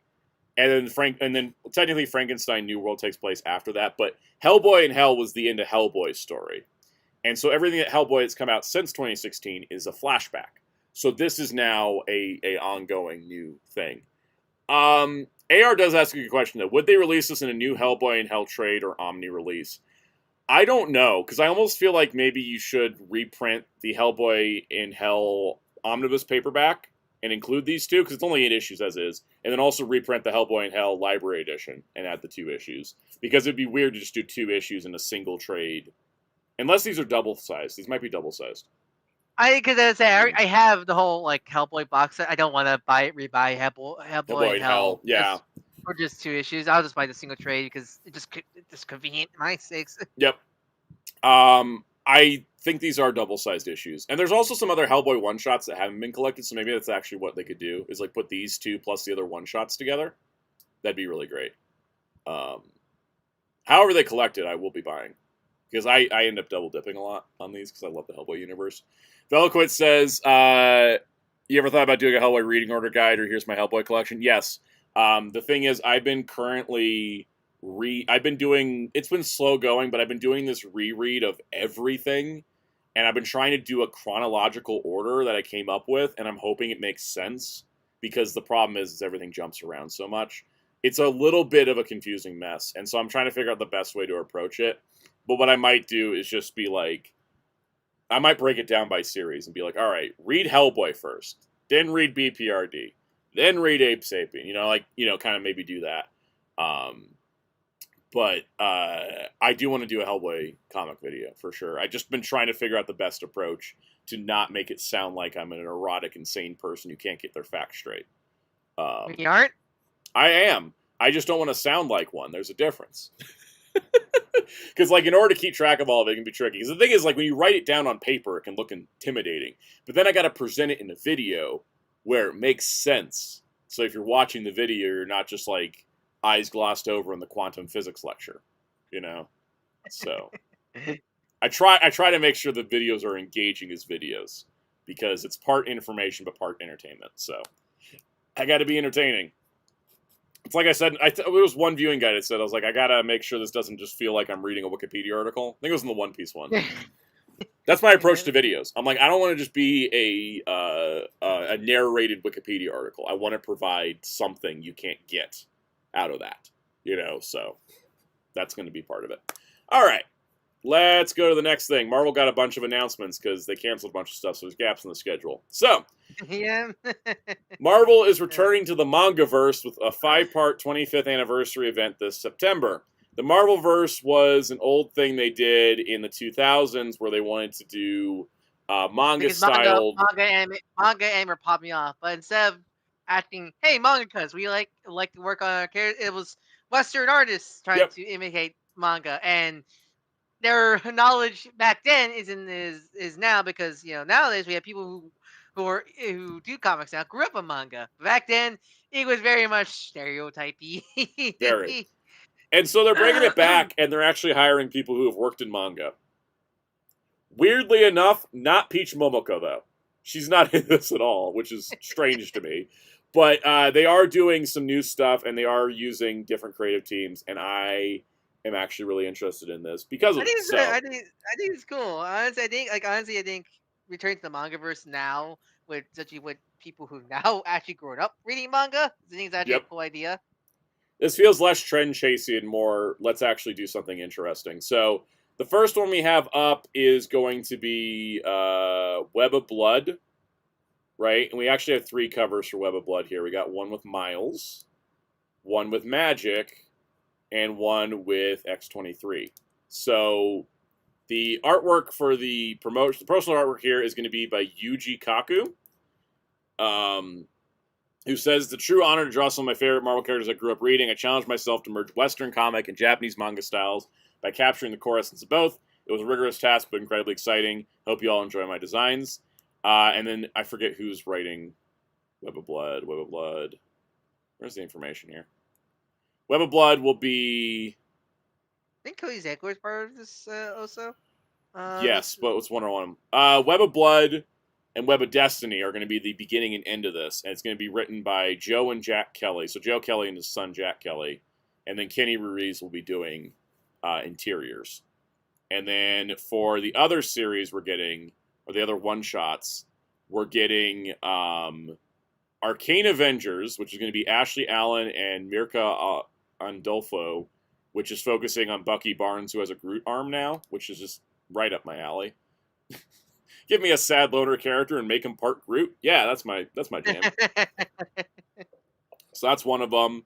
We're getting the one that is freaking awesome, which is Ghost Lock, done by Alyssa Wong and Michael Yeague, which is Quanon against Carnage. Okay, now God damn it, you just sold me. Alyssa Wong and Quanon. Alyssa Wong, and then Michael Yeague on art, who did Power Rangers Prime. So sign me up. Like a Ghost Rider infused with Psylocke. Ghost Rider fused with Psylocke fighting a yokai infused Carnage. It's Carnage. That's so goddamn cool. It's so look at that. I'm in. Iron Knight will be written by Cody Ziegler with art by Kei Zama, which is a Riri Williams story. Oh, cool! They're using Riri again. Actually, using Riri. Nice. There's a dragon involved. And then there's the Web of Blood cover and the Web of Destiny cover. So it's a 5-part thing. It's going to be weekly, so, every week in September, it's a 5-month week. Or 5-week month. It is a manga. So it is like a manga. It's weekly. I think it's going to be fun. I'm trying to decide, do I buy them as they come out or just wait for the trade? I'm going to buy Ghost Lock either way. So, yeah, I would say this looks fun. I think this is actually one of those things that... I want to say these are actually good. This is actually a good idea from Marvel. I like it. I like it a lot. All right.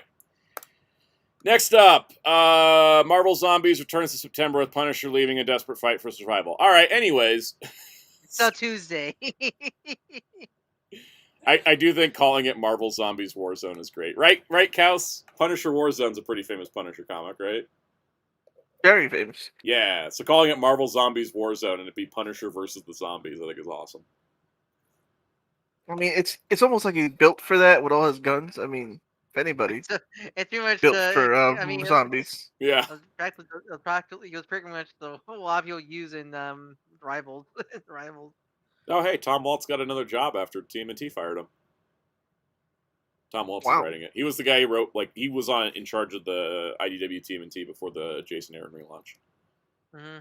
And Jamie Infante's doing the art, and Tony Parker's doing covers. Yes, Punisher Warzone was... Which movie was named Punisher Warzone? Which Punisher was that? The Dirt movie. Stevenson? That was the Dirt one. Is that Ray Stevenson? Ray Stevenson. Yep. Yeah, that was the Dirt. Yeah, that was the Dirt Punisher movie. That was the one that was technically a Marvel Studios film. It was? Yeah, because it came out after 2008. Oh, wait, I keep thinking that came out before Iron Man. Which is why I remember, I remember going hey, wait a minute. Now he's just Thor's buddy. Iron Man, Incredible Hulk, Punisher Warzone, and Ghost Rider Spirits of Vengeance were all Marvel Studios films, not released by Disney. I thought Spirit of Vengeance was Sony. It was, but it was still Marvel Studios involved. with it because Marvel's being involved. Because also you got to remember Iron Man 1 and 1, 2. I think Iron Man 1, 2, Thor, Captain America were all Paramount. Hulk was Universal, of course, because they've still got the rights. And then Punisher Warzone, I think, was, I forget, Lionsgate? Yeah, it was Lionsgate. Yeah, Lionsgate. But Marvel established Marvel Studios to oversee all these movie productions, and the only ones that told them no was Fox. Fox was like, "Get out of here, Marvel. We don't want to follow the comics." I guess because it's weird because Sony worked with them with Ghost Rider, but not with Spider-Man. Spider-Man? No, not with Spider-Man because they wanted full control of Spider-Man because they owned the full rights, so they didn't have a reason. Oh yeah, okay. Okay, yeah, the whole thing. Yeah, it was like everybody else wanted Marvel's like voice in the room, but with Spider-Man and X-Men, they were like, "We don't need you. We know what we're doing. We're already making money." Yeah, and then they flopped, Amazing Spider-Man 2, and then they're like, "Marvel, we need help again." And then they fought. again. It's like, look who's calling call. And then they fought again. Exactly. All right. Spider-Woman's turning 50, so she's getting a one-shot. Oh, good for her. Which one? The Jessica Drew. Yeah. Yeah. It's going to be Dan Waters and Ann Oh, shit. Maybe I actually need to read this. I didn't pay attention to the details. I didn't know Dan Waters and Ann Nesenti are co-writing it. Hot damn. Andrea Picardo and Stefano Raffaele are doing artwork. You put Ann Nesenti on a book, I'm in. You put Dan Waters on a book, I'm in. What do you mean you're putting them together? I think I need to. They want you to split yourself and buy it twice. Yeah, exactly. They want me to buy it twice. I'm not gonna buy the Greg Land cover though. He's still doing work. Yeah, I know. Right? Yeah, he just does only covers now. Mr. I trace things that from certain places. From 18 plus material. Yeah. I don't know if he still traces stuff. I think he's gotten a little bit better at not tracing porn. His art still stunks. Yeah. There was one book drawn by Greg Land that I read recently. I was like, damn, he used to be good. Oh, Birds of Prey. I was reading some Birds of Prey with Greg Land art, and I was like, oh, damn, he used to be good. Yeah. Alice says I'll update every 20 minutes, so it's not annoying / spam in the chat. But the results have been, for the DC Finance poll, Batgirl, Barbara Gordon, more Plastic Man, Catwoman, and Batman, New Titans by Marv Wolfman. Ooh, I'm glad to see more Marv Wolfman Titans. Marv, you say? Yeah. All right. Dark Horse is releasing Marvel comics now because Marvel will license you shit out to anybody at this point. So IDW has the artist editions, which will take like the original comic art from famous issues and put them into an art book format. Dark Horse is doing a new line called Marvel Black and White, which is here's a comic without the colors, like the original pencils. And the way they wanted to start it was Barry Windsor Smith's Weapon X. So they figured out how to get me to buy one off the bat. Because Weapon X by Barry Windsor Smith, which ran through Marvel Comics Presents, is one of the most gorgeously, horrifically drawn comic books of all time. Because everything he drew for it is horrific, but it's so gorgeously drawn. And sometimes I look at the pencils, and I've seen like original sketches and like the pencils, and I almost feel like the colors do a disservice to it. So sign me up. I'll take the entire thing in black and white. Right, Cass? I was gonna say, so this works. This works. Just from that, I can see. Yeah, I never seen in black and white before. I've seen like a couple pages here or there, but I've never seen the obviously they've never released the entire thing. That works so much better because seeing the shadow only, that especially with something like that's like making it noir, which works. Yeah, and it's also because it's supposed to be like a flashback memory for Wolverine. Yeah, exactly. Would he remember things in color? Yeah. Very interested in this. God, that reminds me, I finished watching Spy Noir. Man, those last 2 episodes are so good. Mm. I love Janet. I love the Janice bit near the end. I love Janet. She's the best. Yeah, Velquid says, why does Marvel, for example, not make this themselves? Why do they need Dark Horse? They don't, but, Marvel corporate's like, well, if Dark Horse does it, we don't have to pay any of the manufacturing costs. We just get the licensing fee. Disney does this with a lot of their stuff, which we'll talk about in 2 stories. We also are getting another IDW Artist Edition, which is going to be Daniel Warren Johnson's Beta Ray Bill. is coming out as an artist's edition in 2027. And so this will have the original art for the book reprinted in the 12x17 format. It will be black or white, of course. It's what Daniel Warren Johnson drew for the entire miniseries. That's tempting because the art in this Berryville series is so gorgeous. I mean, that entire book is fantastic. Yeah, so I'm very excited for them to be doing that. I like those. I've never actually picked up one of these artist editions. I'm going to be buying Barry Windsor Smith Weapon X, though. Heck yeah. All right. So, Dynamite might currently have the Muppets comic license, but Marvel's like, yeah, we can still make it. We're under Disney. We own it. So, the Muppets Take the Marvel Universe is coming out. Guys. Screw everything else. Screw everything else Marvel related. This is This is the greatest announcement of the day for comics. I'm going to tell you right now. This is the greatest thing ever. Guys, Gonzo and Johnny Blaze Ghost Rider, definitively Johnny Blaze Ghost Rider, are about to do a Daredevil jump over a canyon. It's the greatest thing ever.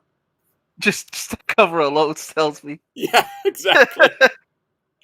I need it. I love this Kermit and Spider-Man. Oh man, combo logo. I hope Johnny interacts with Gonzo's chickens. It's the Devil Artemis universe. Guys, they let Deadpool into Muppets Treasure Island. I love that cover. And then we got Humberto Ramos drawing Spider-Man again, but also with Kermit. With Kermit. This comes out September 23rd. It'll be written by Chip Zdarsky, Mackenzie Cadenhead, Philip Kennedy Johnson, Adam F. Goldberg, Ashley Allen, Kyle Starks, and more, with art by Pete Woods, David Baldeon, Althea Fabio, E.J. Sue, Paco Medina, and Mike Henderson.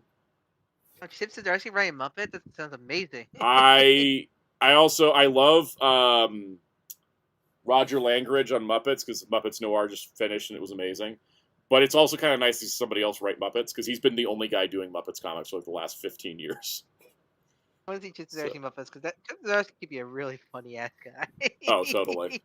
I love when Zdarsky gets to write comedy. I think it's why he writes drama so well, right? Because he's good at comedy. Anyways, I will be getting the main cover and the Ghost Rider cover and the Deadpool cover and the Spider-Man cover. I'm gonna walk into my comic shop. I'm gonna skip the logo cover. That one doesn't interest me that much. I'm gonna walk into my comic shop next week and be like, all right, put me down for all these covers. I need this. You need to frame the Ghost Rider and Gonzo one. I'm gonna frame the Ghost Rider and Gonzo one. That is like that is actual like museum frameable art right there for me. All right. It's the Soundout coded one. Exactly. It's just, I love it. Also, I realized Ron Lim's drawing it. Do you guys know what Ron Lim did? A whole shitload of Silver Surfer in the 90s. Oh, yep. I couldn't be happier. So, yes, I will be buying all the covers, except for the logo one, because I don't care that much. But I'm going to get all the other covers, because fantastic. All right. So, Absolute Catwoman minor spoilers, because this is already out there on the internet, so just whatever. Apparently, at the end of Absolute Catwoman issue 1, they debuted Cassandra Cain. And they have announced that Cassandra Cain is going to be getting a one-shot called Absolute Cassandra Cain, The Shadow's Hand, which will be written by Che Grayson with artwork and variant cover by Matias Bergara. And then this will be coming out September 9th, and will bridge the gap between Absolute Catwoman 3 and 4. Hell yeah. I need to read more Absolute. I read the first volume of Batman, and I loved it. I had the first trade of Wonder Woman. I need to read that, but I'm already sold in the Batman universe quickly. Oh, by the way, you guys know how bad the Absolute universe bit me? Hold on, I can grab it.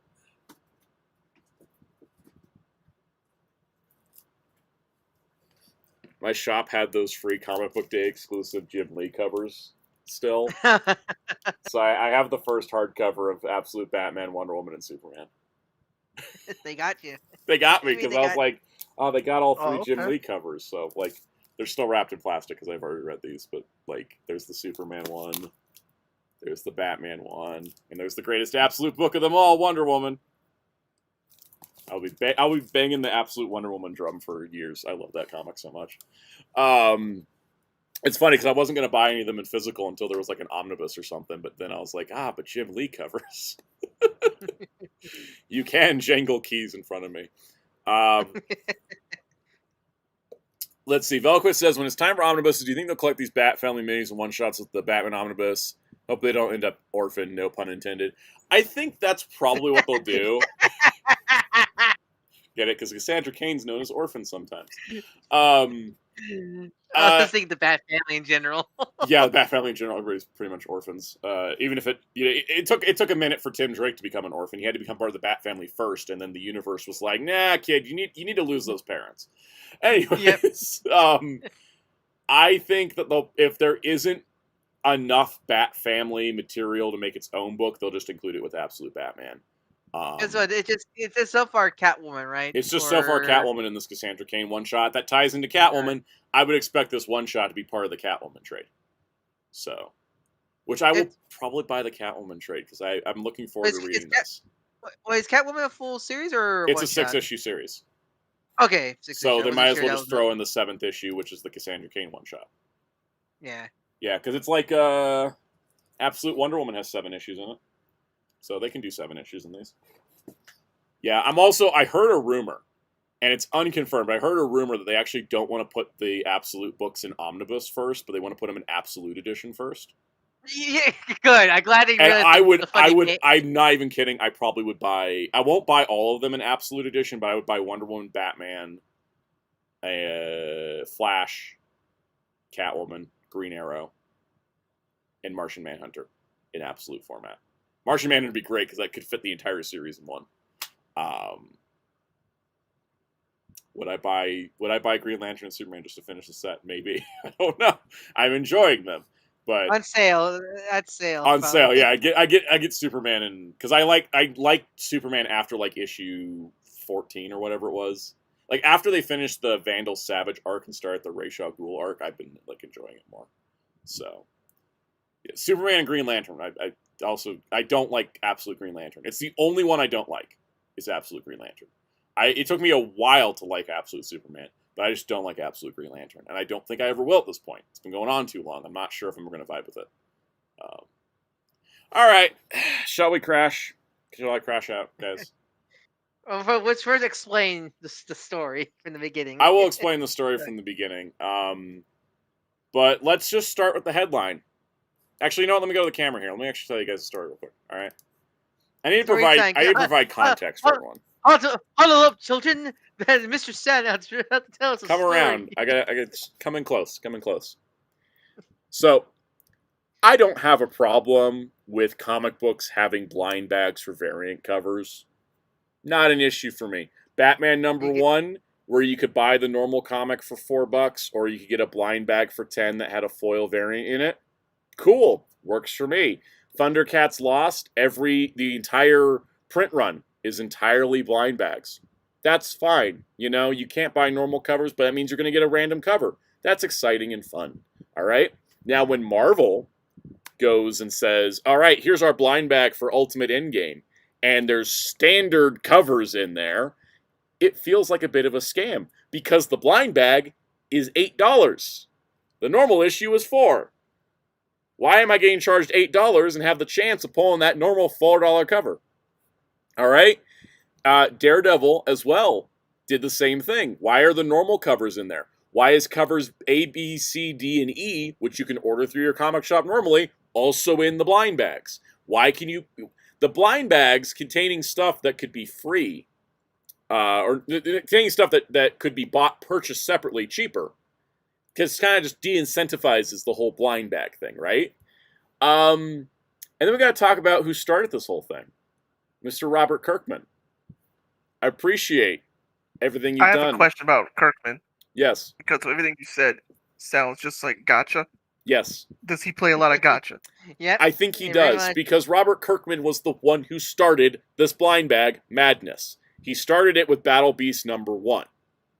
He probably got the idea from the card game craze. The Yes. original It's like card game the craze fact that you can pull stuff you can buy cheaper elsewhere is such a Gotcha. Oh, I want the extra rain comic cover. I will never forget that somebody... Exactly. I'll never forget somebody that bought 10 Daredevil blind bags, and all 10 of them were the standard cover. Fate, we call that a mid-roll right there. Yeah. Oh, you lost. Can you imagine spending $80 on comics, thinking you're going to get variant covers, and you just got standard issues that you could buy for 40. If you wanted 10 copies of the standard, you could spend half as much. Oh, dang it. So, Robert Kirkman started this. Let's go gambling! Yeah. Robert Kirkman started this by doing variant covers for Battle Beast in a blind bag. And blind bags have helped sales because of the speculator market. And I think, personally speaking, this is me personally, all right? I don't have a problem with blind bags if they're done like the Batman #1, where the blind bag is a variant. It's not a variant you can buy normally. There's a select number of variants that are only in those blind bags, and that's it. There's nothing else included that you could buy normally, and there's nothing exclusive that you can't get outside the blind bag. I'm fine with that, and I was fine when Dynamite did it with Thundercats, where, you know, every issue, I think they blind bagged them to keep spoilers for the Thundercats Lost in Time special, but everything is, you know, that was the only way to buy it. I do not like when you can purchase it separately and it also appears in a blind bag. That is not only A, I feel, a massive scam, but B, will turn people off of buying comic books. This is not a good thing. Now, I will tell you, all of that aside, every blind bag we've seen up to this date, I have tolerated, I have dealt with, I have never gotten that mad about it. Until the Mask #1 blind bag, which contains the possibility of the following. You could get a copy of Mask #1. You could get a copy of Mask #2. You could get a copy of Mask Origins, a compilation of G.I. Joe and Transformers pages featuring the Mask characters. Or you could get ROM #1 from Robert Kirkman and Lorenzo De Lafici. Okay, so to recap. Wait a minute here. Yes. That isn't Mask. Yes. You can get, in the blind bags, you can get any of the standard Mask covers. The A cover, the B cover, the C cover, the D cover, the E cover that you could order through your comic shop. Those are all in the blind bags. There's also a bunch of exclusive variants to Mask #1 that are in the blind bags. As people discovered, there was this ultra rare advanced edition of issue 2. I saw somebody on Reddit get an issue 2 and said, this is nice, I don't have an issue 1. You could also get this Mask Origins one-shot that recaps all the Mask appearances prior to this, which should just be right on the stands next to it for people to pick up and buy. Hell, I don't think it's that long. That should probably be a free sampler. That should have been Free Comic Day, honestly. Okay. Yeah, that should have been a Free Comic Book Day piece. And now we got ROM issue 1. And here's the thing. Rom is not planning to appear in Mask. He is going to appear first in the mainline books in Void Rivals #33. Because space. Duh. He's of course going to be... Why is there a Rom comic in a blind bag? Why did they not announce that any of this was happening when this went up for solicitation? They just advertised as variant covers and fun surprises. Also, if you didn't buy a blind bag and get lucky to get a ROM #1, the earliest they can possibly sell us a ROM #1 is September. I do not like a single thing about this, and this blind bag craze has to stop now before it destroys the industry like the speculator boom in the 90s.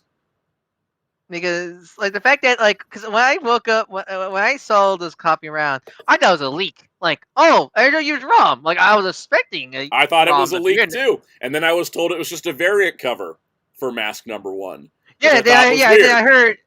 But then I got confirmation it was... And here's the thing. We didn't get a press release until, like, 4 in the afternoon on Wednesday, after people were opening blind bags going, what the hell is going on? Because also, like, this strategy is bad for leak culture because this could easily be a leak.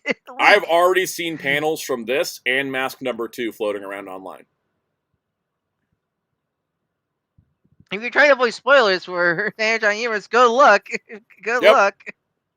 And I now know what happens in this ROM issue simply through text instead of getting to actually read it. I am pissed off about this. And I'll tell you why I'm pissed off about this. First of all, I think they're trying to recapture the magic from when, like, I think they're trying to recapture the magic from when Jetfire appeared as a surprise at the end of Void Rivals issue 1. Which, not the same, because he Not was the same actually at in the all. issue. Also, once I heard that Jetfire was going to be in that Void Rivals issue, I was still able to buy a copy. I cannot go out to my shop and buy a ROM #1, again, at least for 3 more months, if not more. You can't find one on eBay for a good price either, because guess what? Scalper Market just hopped on it immediately. I have been buying every single issue of the Energon universe for all 5 books since day 1. And this feels like a big-ass slap to the face for my loyalty. Because now there's a comic with one of my favorite comic characters of all time returning. And I cannot read it. And there is no word. They haven't said, oh, we're going to make it available outside the blind bag later. Right? No, they've not said anything. There's no confirmation we can read this. Because also, screw you, digital comic readers. Yeah. I guess. Oh, no, right. I just realized that it's not available digitally. So people actually have to scan this if they want to read a pirated version if they get it. Yeah. And all that stuff. I feel like my loyalty as an Energon Universe reader has been taken for granted by the company who wants to just exploit people by selling them blind bags. And like Veloquence mentioned, it is adding to the overall gambling addiction problem that is being pushed in America and in other countries of the world. But there's a massive problem right now with gambling apps being pushed like legitimate business, and blind bags and blind boxes and loot boxes being pushed onto people so heavily. And in this case, this feels like it's saying, well, you better not miss the next blind bag, and you better buy a bunch of them because there's going to be something in there you can't get anywhere else. And I hate that. Because it really is the curse of the card game stuff. Because card game stuff, the card game stuff is it works because card stuff been doing that for years, and also because it's always guaranteed. You're always guaranteed to get something rare in it, and such like that. Like it's that's part of is it technically still gambling if you want a Pacific card? Sure, but like it's still like they're never lying to you when you're buying a full booster box. They never told us there would be exclusive comics in this blind bag. Yeah, and that's the thing. One like. Oh, and also we have no idea what the rates are, so you could buy 20 of these and never get a ROM. I think also because the thing is, I know with card games you can play them, but you can also collect them. Yeah. Collect them. Like this, collect them. Comic books is yes, there are people who only collect comics to look at the funny features, but majority of people who care about comics, like actually care about comics, want to read them. Especially people who go to comic shops and buy physical weekly books. They want to read them. And so you're locking out buyers of this universe who care for this universe and reading every book since day one, like me and Soundout, and locking them away in a blind bag. And not cheap, because the thing about trading cards also, they're cheap. They're like $5 a pack. Yeah, these are $8 blind bags. $8, yeah. And, it's also a bit false advertising. What if you're just someone who just want to read Mass #1? Yeah. Okay. And maybe it's a case of maybe they only had the blind bag, or maybe it's like let me do the blind bag to get like a fun cover because I'm interested in it. You get ROM, or you get Mask #2, and you go, or you get Origins, Mask Origins, and stuff you've already read. Yeah, and you go, this isn't what I ordered. Yeah, what the hell? Because you think, what if someone doesn't even realize this is a thing, and people they probably thought, someone borked my order or something like that. This is not a medium. This is not a medium you could do a blind bag system in terms of new exclusive content. Yep. You need to very fine because that is practically the equivalent of a trading card because you're not in the case you are getting for the funny cool picture in front. But when it's actual new narrative content, you're kind of gatekeeping your audience. Yep. For actually reading it, and essentially they want to be loyal and not read the leaks or pirated copies of the material and stuff. Like, do they not realize that that people who are interested in this book could easily just, if they can't get it physically, they're just gonna go find a digital a scanned pirated copy of it.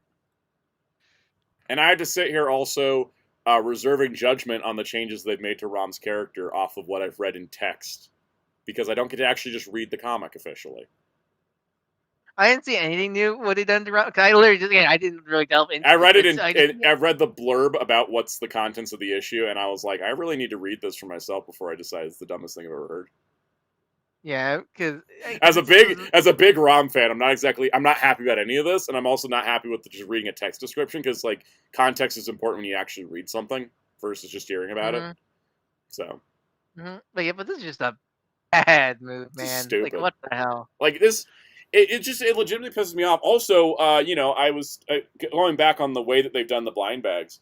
I had a friend who ordered 3 of the variant covers for Mask, and he ordered 2 blind bags, and his 2 blind bags got him the variant covers he ordered separately from the shop. And he was like, well, why'd I buy these stupid blind bags that are twice as much?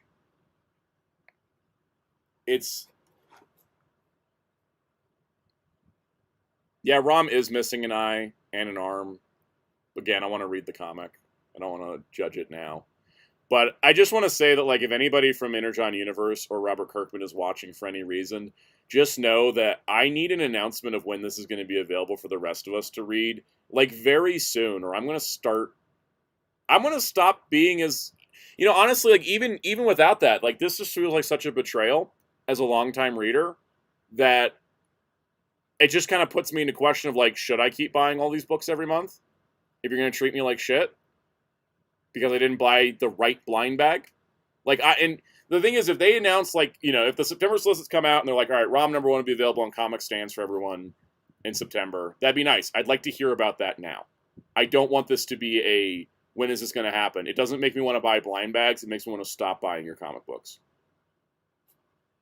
So that's the ultimatum I've cast down. No one's listening, but, no one from Skybound's listening, but that's what I feel like right now. I'm like, well, I just feel like I have been so supportive of this entire venture this whole time. And I don't know how to feel anymore, And I've noticed several people in the comments like, this is why I don't read comics. And I'm like, yeah, exactly. This is why we don't do this shit. This is just it's a problem. This is a problem, and the fact that we've accelerated from blind bag variant covers to this bullshit in less than 2 years. This has got to stop. The blind bags, if they're not going to go away, they need to go back to being just variants. DC did it right. It's the only way. Because essentially how well Energon Universe sells, the other 2 companies will see this and might copy it. Yep. Knowing Marvel, they'll copy this like next week. This is not good for the industry, and I'm legitimately still upset about it. This happened last Wednesday, and I'm still kind of mad. I think I'm still going to be mad about it until they fix it. And by fixing it, I mean I want to be able to read ROM number 1 officially, and I want to know when is it going to happen. Because the thing is, they've done like the free comic book day issues, and some people can't get free comic book day issues, and they don't go to digital and stuff. But a week later, they have it available on stands. You can just buy the comic. Yeah. Why do we not have a confirmation that this is going to be available right away? That's my problem right now, is that we don't have any confirmation. Like, I'll assume that they're going to put this out for everybody to read. But until they do, I'm just kind of sitting here going, wow, thanks for the time, but I just kind of feel like shit, I feel like shit. Like, and that's the thing, I don't want to feel like shit reading comics. I want to enjoy it. And also, a lot of us do hype up indie comics and creator-owned comics and smaller companies. Like, Skybound is a much smaller company than Marvel and DC. And when they do stuff like this, it's worse than what Marvel and DC does. It just makes me annoyed. Because I'm like, you're supposed to be better than this. You're supposed to be much better than this. Yeah. They were never the chosen one, because Robert Kirkman was still in charge. But you know, it's not like the Massiveverse pulling something like this. Massiveverse pulling something like this, I would legitimately be sending them an email because I also have worked with the Massiveverse guys. I would be like, "What the actual?" Like, knock on the door. Knock on our door. Knock on. I would email Kyle Higgins directly. But yeah, Veloquist says, "What if every issue of ROM going forward is only in a blind bag for an unrelated comic?" That would be the thing that would legitimately just get me to drop all Skybound titles forever. I would go into full protest mode, and I don't care if I was the only one doing it. I just would not. I would never let that down. No, just it's over. Don't any comic fans. I love how this isn't even coming through clear on the audio, and we don't have to. It doesn't have to. It's perfect. Oh god, imagine if the trade for ROM is also a blind bag. Oh my god, they already do variant covers for the hardcovers, man. Oh god, what if they're like, here, deluxe hardcover of ROM, and it's like, you know, it's like you open the thing and you get a ROM hardcover, but it's of the old Marvel comic with all the Marvel characters deleted, and you're just like, that's not what I wanted. Maybe they're just withheld. Yeah. Blind bag omnis. Good lord. I feel like Marvel is almost saying that point. They have like 2 variant covers for some of their omnis. I'm like, guys, chill. They're omnis. I can't wait to get Blu-ray blind bags. You don't know what movie you're getting. Is it a Blu-ray blind bag anytime you buy something from Crunchyroll because the audio and video quality could be all screwed up for no reason? True. Oh, God, you open the ROM hardcover and get Jim instead. Look, I don't hate Jim, but I would be so pissed.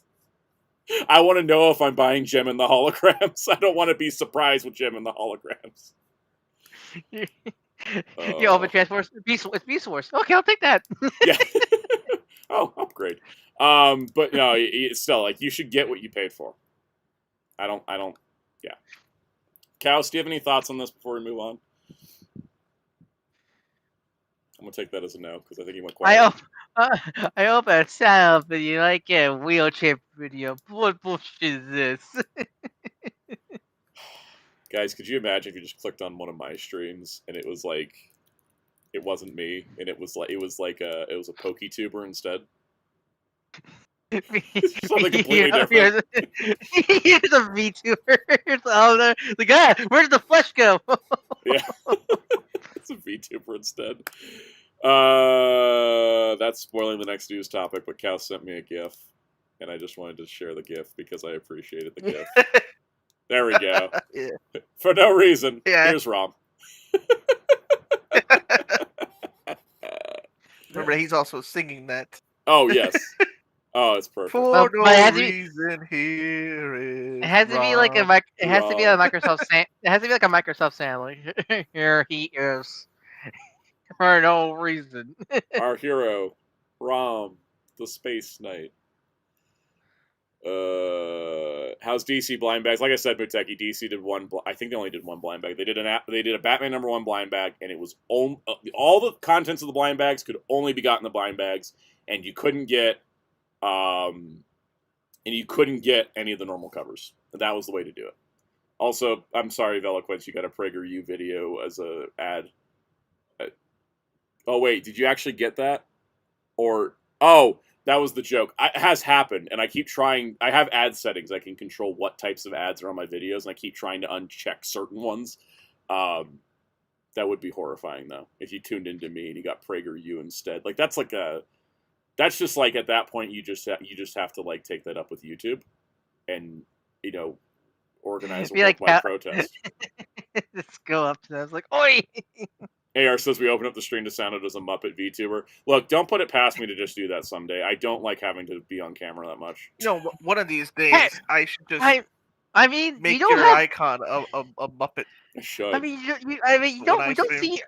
we don't see your legs. It's true.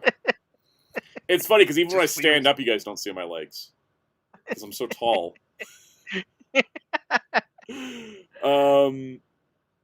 Yeah, Blade Eater said, blind bags boxes are only good if you know the options, the chances, and you'd be decently happy with most of your or all of your options. Oh my goodness! On personal base, 100%. I've been steal something from gacha games right there. Yeah. Where before you buy it, there's a thing about the pull rate.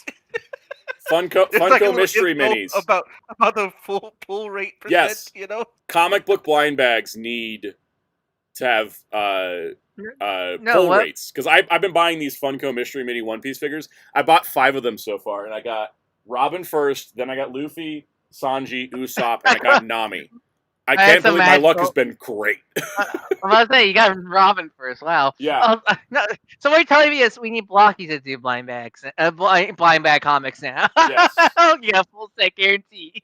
But yeah, on the box for blockies, on the box for Funko Mystery members, it says 1 in 12, 1 in 24, 5 in 144, whatever it is. Like, they give you the rates. They don't give you that for comics. They don't even tell you. They don't even give you a list of what's in the blind bags.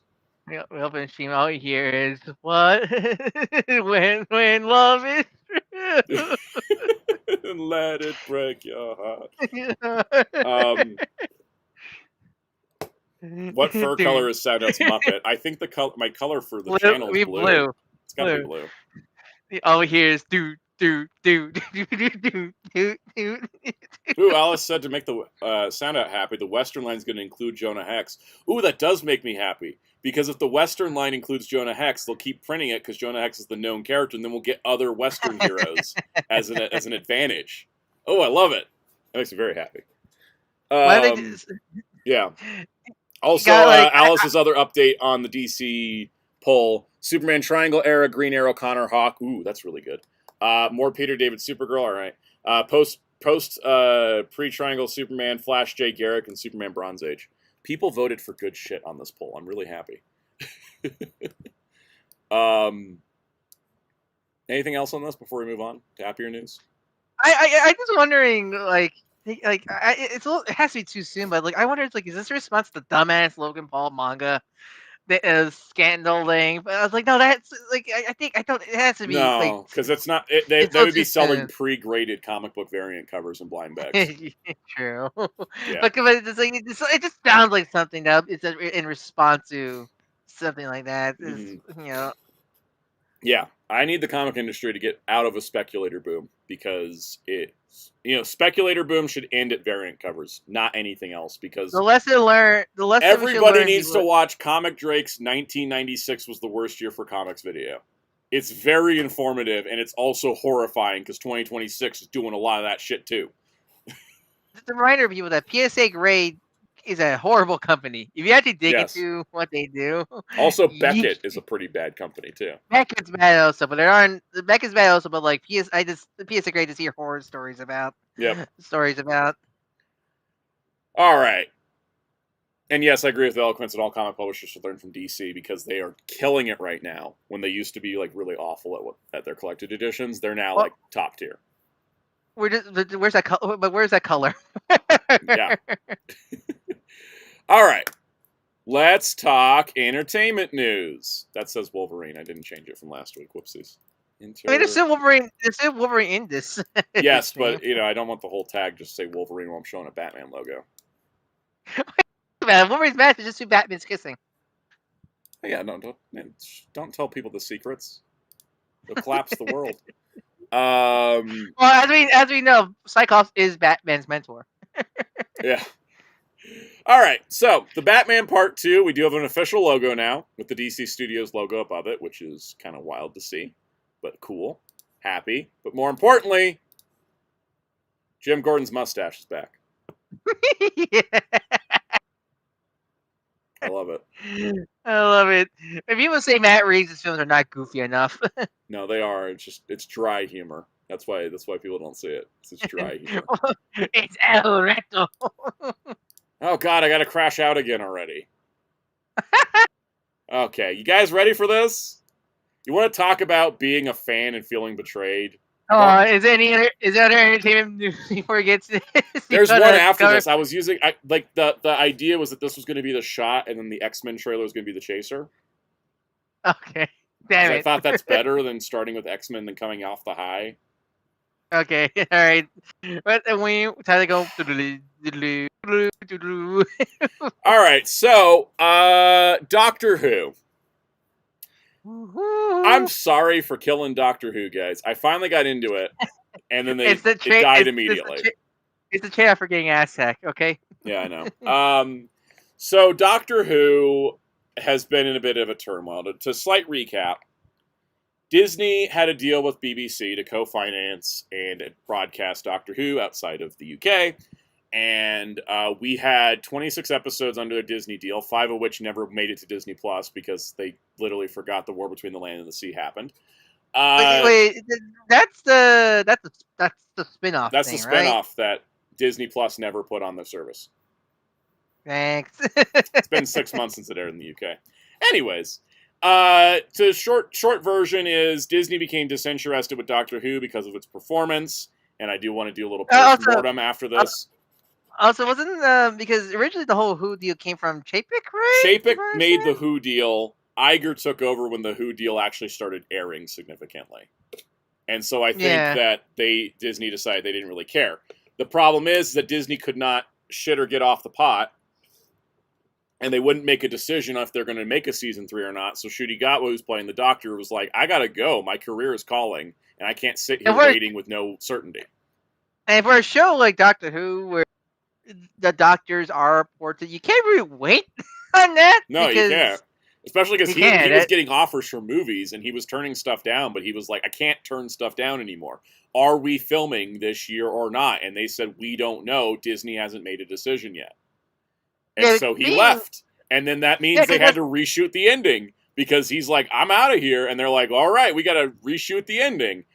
And they're like, oh shit, plan B.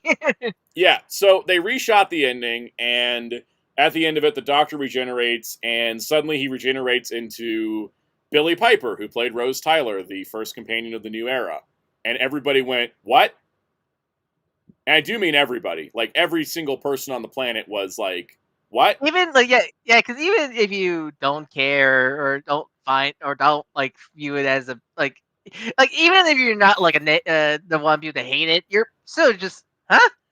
I saw a great edit last week where somebody took the final scene of Daniel Craig's Bond from No Time to Die, and then just like Pierce Brosnan walks out of the rubble, and it's just like, you expected somebody else, and everybody's like, this is what it feels like to be a Doctor Who fan.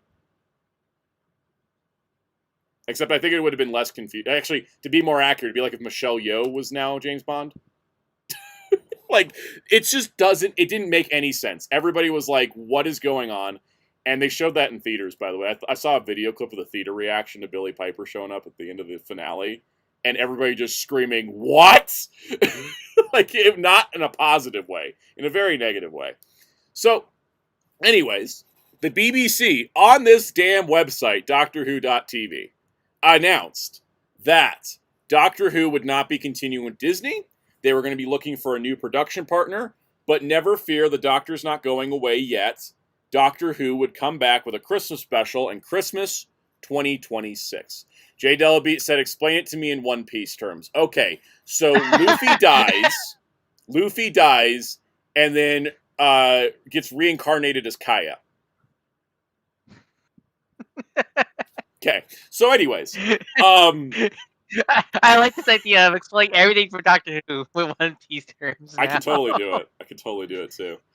So the thing is that now we had, they said, we're cutting ties with Disney, we're going to look for a new production partner, but Russell T Davies will return to write a script for a new Christmas special for Christmas 2026. And that was the last thing we heard officially. Then we heard that, like, oh, it's filming in January. It's filming in September. They're working on filming it. They're running into problems. This might get canceled. All these rumors are floating about, right? And then, randomly last Wednesday, they decided to put an announcement out that says, as part of securing the next phase of the show for future generations and aligning with the BBC's charter and agreement requirements, BBC will put Doctor Who out to competitive tender this year. That means they're going to be shopping around for a new production studio to work on the show, because Bad Wolf Productions, which is Russell T Davies' company, are not continuing with the series. We will break this all down in a minute. But is Bad Wolf specifically for the new era, or is that just the production company since New Who? That's the production company that's been around, I think, since Russell T Davies. I don't remember. At some point, it stopped being BBC directly. It was Bad Wolf Studios. It was sometime in the modern era. Everybody knows. Yeah. Yeah, put in the chat. So they've decided that they're also not going to go ahead with this year's previously announced Christmas special. Christmas is canceled. Christmas is officially canceled, guys. They said, this is the funny part though, they said the previously announced Doctor Who animation series for CBeebies is currently in production. Like, guys, don't worry, the preschool show's still coming. Santa, how am I supposed to get older this year? I'm going to be stuck at 26 then next year then. Yes. Your birthday's been canceled too, Ryan. The BBC said you can't have your birthday. I'll be forever 26 into 2028. Okay, Azure Burb said Bad Wolf came in for this era before. So right when they did the Disney deal, right? So when they did the 60th, that's when Bad Wolf Studios came in. Okay, good to know. Now I have a problem with a couple things here. So first of all, I think not doing a Christmas special is sad and kind of ridiculous because they announced they were going to do it. It's been a tradition since even when there's no new, even when there's like no new season, there's usually is a Christmas special usually every year. Yeah, they would use Christmas specials as gap fillers between seasons, and even in Whitaker's era where they moved it to New Year's, it's still in the holiday season. So first of all, it sucks that we're not getting this Christmas special. Second of all, I think it happened because they could not rectify the Billy Piper shit. How do you write around the Doctor regenerates into Billy Piper? Because it doesn't make any sense in any context. And so I think they canceled it because they could not crack a script together. I think they could not figure this out. And I can't say this for sure, but Russell T. Davies' Instagram post tells me that's what happened. Let me read you his post. Yeah, because there's weirdness. There's a lot of weirdness, and we were lied to. Yeah. All right. Yeah, because I couldn't get straight of how far the production was because I wasn't sure. Oh, was it at least scripting? From what we heard from solid leak sources, they were prepping for a September shoot for the Christmas episode, but they were having issues. So here's the thing. Russell T. Davies posted on Instagram after this announcement came out.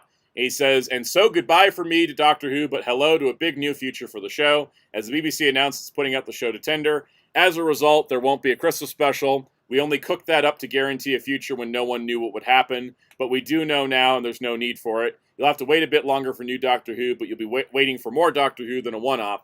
So it's worth it. For the record, there was no script, I never wrote it, and no actor was ever approached to play the next Doctor. You may disagree, fine, sit in a chair and wait to be proved right. You'll have to wait a long time. Now I'm excited as anyone to see what comes next. Will they keep the theme tune? Will they lose the blue box? Will they bring back the Draven? It's all up for grabs, which is so Doctor Who, exciting, unpredictable, and new. Here comes the future of what. Russell T. Davies, sir, thank you for all you've done. Why are you lying to our face? Because I have 10 interview quotes of you saying you have written a script. Murray Gold was composing music. There was a filming schedule put in place. What do you mean that there was no script, you never wrote it, no actor was approached, and that there never was a Christmas special, and it was essentially a marketing stunt for a production thing? Because what you're telling me is that you lied to us in the past saying that there was something. You both say, or you're lying to us now, trying to save face that you didn't get to do this thing. I don't know which, but somebody's lying. Yeah, but say because Ryan is saying I think it's the word. What was it? What's the word? The phrase it was the Christmas special was meant to shop it around. Yeah, he said we only cooked it up to guarantee a future when no one knew what would happen. Was it did you only announce a Christmas special to make it look like your franchise was still viable and not dead in the ground? Yeah, because that's just a weird ass wording. I don't know, it's just because and then also, if you never had intention to make it, why was it announced to the public, and why were you saying as recently as Doctor Who magazine's current issue that you had? He was teasing words that were in the script for this episode. This feels like bullshit. Don't lie to us like this. It does not work. You were Russell T. Davies yourself. You were just talking about the script not that long ago. You're just essentially you guys a showrunner. You're just what? Yeah. It's I get not I get everything is not under David's control, but like something is with the script. That is usually the script in like production. That is usually you, because as a showrunner, I feel like you should know about it. Because I would say, because I will always say that I feel like people do dog on Russell T Davies way too much, because I feel like everyone's looking for something to blame. And I do want to do a blame breakdown in a minute. It'll be fun, but yeah. I do feel like when who 2.0, or you want to call it, everyone wanted to blame Russell T Davies for everything, and while definitely a lot of it was definitely on him, like every production, it's a people are working on it. I don't think putting everything on blaming Russell T Davies is fair, because well, it's the case of we want someone to blame the thing we don't like. We see this in Star Wars all the time. Whoever's in charge is to blame for all the problems. Yeah, and that stuff. Because again, not saying Russell's fault, is definitely not. But I do feel like some things, like the whole Shooty leaving, that was not his fault. That was just Disney. I was gonna say we'll do this. We'll do this in a minute. I have a list in my head. We can do the blame breakdown. But I do want to say, Azure Burb comment said, I'm in the camp that there was definitely a script, but RTD probably doesn't want to be hounded about it for the rest of his life. I absolutely agree that there was a script. This was going into production, and he is telling us there wasn't one to get people not to ask him about it. At the very least, outline. At the very least, there was something, because Murray Gold composing music was not doing that for funsies. Right? I think also it's a bit of saving face, because I think that, with Russell T Davies ultimately being shown the door and not even getting to do a finale Christmas special because of whatever happened behind the scenes, is kind of embarrassing, considering how long he's worked on Doctor Who before. The fact that the BBC said, you know what, it'd be better if we just didn't make this. I think he's trying to save face a bit by going, that was just a thing we thought about doing. We're not actually ever planning to do that. I don't think that's the case. I think he's trying to save face here, because it's a bit embarrassing that he couldn't. And I think the thing that caused it was the Billy Piper thing. I think everybody has said this, and everybody agrees with this. It would have been better if the Doctor just faded to black when he regenerated, instead of seeing a face. It's the case of, I imagine he just didn't want any more tomatoes thrown at him. Yes. Because nothing decent. I won't be surprised. There have been some threats made to him, and I think he just wanted. And I picture, and again, fair to him.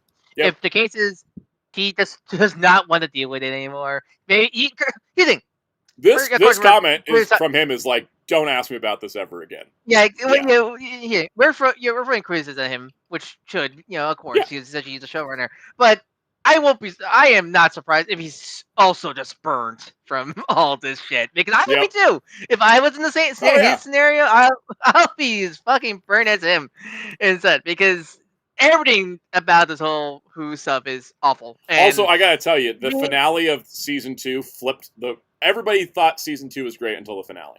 And now everybody shits on the whole era. And I want to do a blame breakdown in a minute, but I gotta imagine that's gotta be hard. That he's like, well, everybody loved what I was doing, and now they hate what I was doing. What happened? Yeah, and essentially with stuff that's now like a troll, and it's because it is like ridiculous. And again, because there's always a proper criticism. There's always proper criticism, and totally not proper criticism. Let's. I think we should do. This is what I want to do. It's kind of like a post-mortem on the RTD2 era of Doctor Who, right? Because I've watched it all, and I jumped in on this. So, I wanted to make sure. I want to make sure that we do this right. Okay, so here's my experience as a Doctor Who fan, and also this era. Let's break down what went wrong. All right, and who to blame in every case. Okay, so this era. I mean, a lot of it is that the easy answer is definitely Disney, but it's like everything. It's not all Disney, though. Right, it did not help at all. So let's do this. Let's do this post-mortem on this. I think it'd be kind of fun. So first things first. Let's start with the 60th anniversary specials. That was the kickoff to this era, right?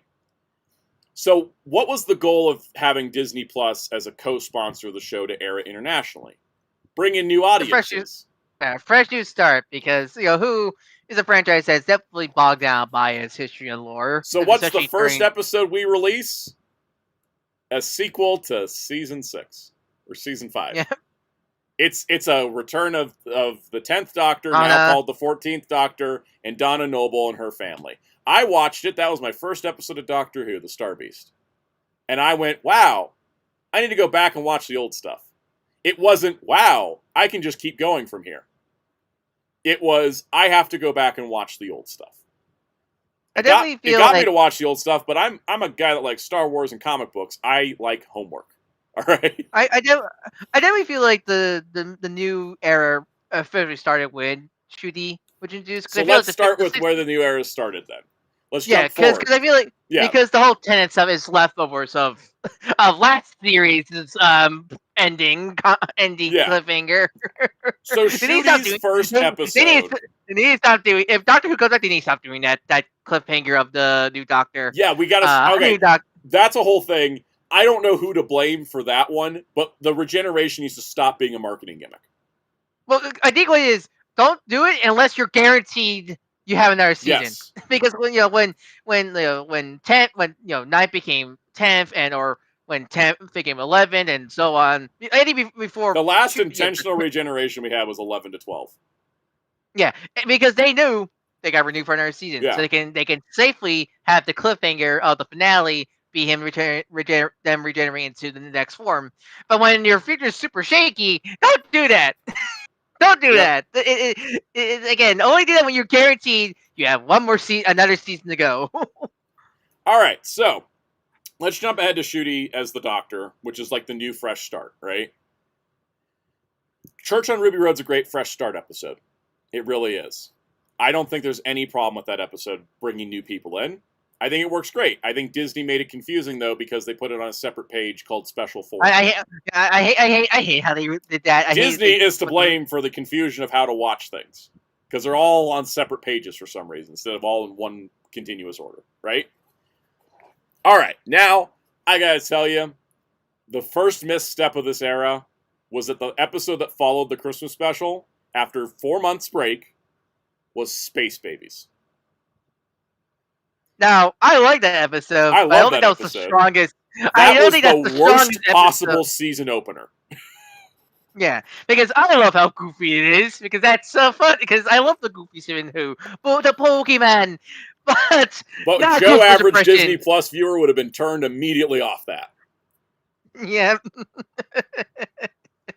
That was a mistake. That was an absolute mistake. And as the first season goes along, I think you start to come into the other problem. What's the second episode? The music episode? I adore that episode. I love that music episode. I think the second episode should have been the first one. I mean, you get that musical at the end alone. Love that so much. But I will say that it did seem like... I'm going to go pull up the episode list so we make sure to do this right. I did see the complaint at the time, which I didn't agree with because, I like Doctor Who as it is. But there was people who are like, man, is this show just going to be goofy fun time the whole season? I mean, have you... yeah. Some of it's Doctor Who. It's the classic case, like all the other sci-fi really, the Star Trek's like the only one that accepts the goofiness. Yeah. But like, it's a sci-fi franchise from the 50s. Of course, it's gonna have goofy moments, guys. All right, so it's fun part because the third episode, which was the Stephen Moffat written episode, was when the Doctor steps on a landmine, and it's an incredibly tense, dark episode. And I got to tell you that I almost would have started with that and then gone to because they dropped 1 and 2 together. I think we should have done the landmine episode first, then the Devil's Court is the second, and then the Space Babies is the third. That episode was so good. The landmine episode. Incredible. It's probably my favorite episode of the whole era. It was great. 73 Yards being an episode where the Doctor's not in it for 90% of the episode. Yeah. That should be. I actually really loved that episode. That should have been a later episode. That should have been like episode 7. Yeah, because that episode, I legitimately loved it. I think that was such a great suspenseful episode. And essentially the crazy twist at the end, great stuff. Yeah. Should have been saved later for in the run. Yeah, because the thing is, that episode exists because Shooty was stuck on a Netflix show. So it's the classic Dr. Light episode. Yeah, but I don't think it should have been the 5th overall episode of the era for new viewers. People weren't ready to be. People were like, "Where's the Doctor?" The next episode, Dot and Bubble, that one was fine. Move that one up. That didn't need to be, in this order. That's the one with Clayface, right? Yeah, that's the one with Clayface. Then Rogue with Jonathan Groff showing up. That was great. That should have also. My thing is, I think that you should have moved 73 yards down to be episode 6, and then the 7 and 8 2-parter. AR said, who had the weirder ending, Doctor Who or Super Sentai? Doctor Who by a wide margin, because Super Sentai at least just went out like any other Super Sentai show. Like, Gojuger ended, and that was it. It wasn't complicated. Yeah, Ray Raider, there's too many No Doctor episodes in this era. That I will blame on production, because these are shorter seasons, definitely. And the scheduling time as well. And that's the thing. 8 episodes, that's Disney's fault. That's not anybody else's. It's Disney. They didn't want to pay for more than 8. Now, I think one of the things that threw people off is after a season where the Doctor was in and out, and you had some goofy episodes, some heavy episodes, you get to the big 2-parter at the end, and what do? We go to Unit. I love Unit. You know what's the problem with Unit? Continuity heavy. Continuity heavy. So in the finale for the first season of the new era, you have a 2-parter, which involves Unit, who are all pre-existing characters. It involves Mel, who's a long-existing character from the classic era. And the main villain is Sutek, a villain who hasn't been seen since Tom Baker. And I know that episode is a big controversy with Sutek. I didn't mind it. I liked Sutek as a villain. It was cool, but I think... I went back and watched the Sutek episodes in preparation for that finale. Not everybody did. And the finale hinges on your previous knowledge. Yeah, that's the case. Again, continuity heavy. Because I think, Sutek either knew... They really should have... I don't mind him returning, but they didn't need to make him such a continuity-heavy story. I feel like they really should have focused him, just the return of him. Give hints he's an old foe for the Doctor, but don't make it, I was there all along on the TARDIS, and stuff like that. That's the problem I have with it. And also because they were doing a mystery box with Ruby Sunday the whole season, too, and the actual result to the mystery box was nothing. It was like, what's the mystery behind her? Basically nothing. That's another case of the problem of production, because was it Ruby's actress was going to be busy? So that was the thing too. Here's the thing I put at the feet of Russell T Davies on this. They were done in advance. The deal was 26 episodes. Disney wanted a spinoff. They had decided it was going to be 2 seasons, 2 Christmas specials. The three anniversary specials, 2 seasons of 8 each, 2 Christmas specials, and then a 5-episode Unit spinoff. That was the agreement from the beginning. And unfortunately, the way that it was decided, and Russell T Davies wrote a lot of these episodes too, it was decided that it was going to be a 3-season structure like all the previous Doctors had been. But there was no guarantee for a 3rd season. But the thing was, they wrote season 2, and then Millie Gibson became unavailable to continue as Ruby into season 2. And let's now talk about where the whole thing kind of fell apart, which was season 2. So, starting off season 2, we had a Christmas special. Because that's the thing, they had to rush Ruby's ending because she was not going to be in season 2, right? So Millie Gibson... Did she make an appearance in season 2? She does, later. But she wasn't going to be the main companion for season 2, so they had to kind of rush an ending for her, where she leaves. Then you have Jordan. But God, manage the production better. If Ruby, you should. Yeah, that's the thing I don't get. I'm like, I understand that things change, but I also don't understand how they kept losing actors so easily. If Ruby's actress is gonna be unavailable for a certain day, right? Ruby Light, you could have Doctor. All right, Ruby, I'm gonna drop you off. Ruby needs to go. Oh, Doctor, I need to do something with my mother. Quick! All right, drops her off, and then we have Doctor Ruby Light episodes where that's kind of what we got with the Joy to the World Christmas special, right? Yeah, we had, because there's many episodes during all the eras before where the companion might be absent, but you get a guest companion or something like that instead. It really, because again, it was if the actor just could not be there for that day, right around it.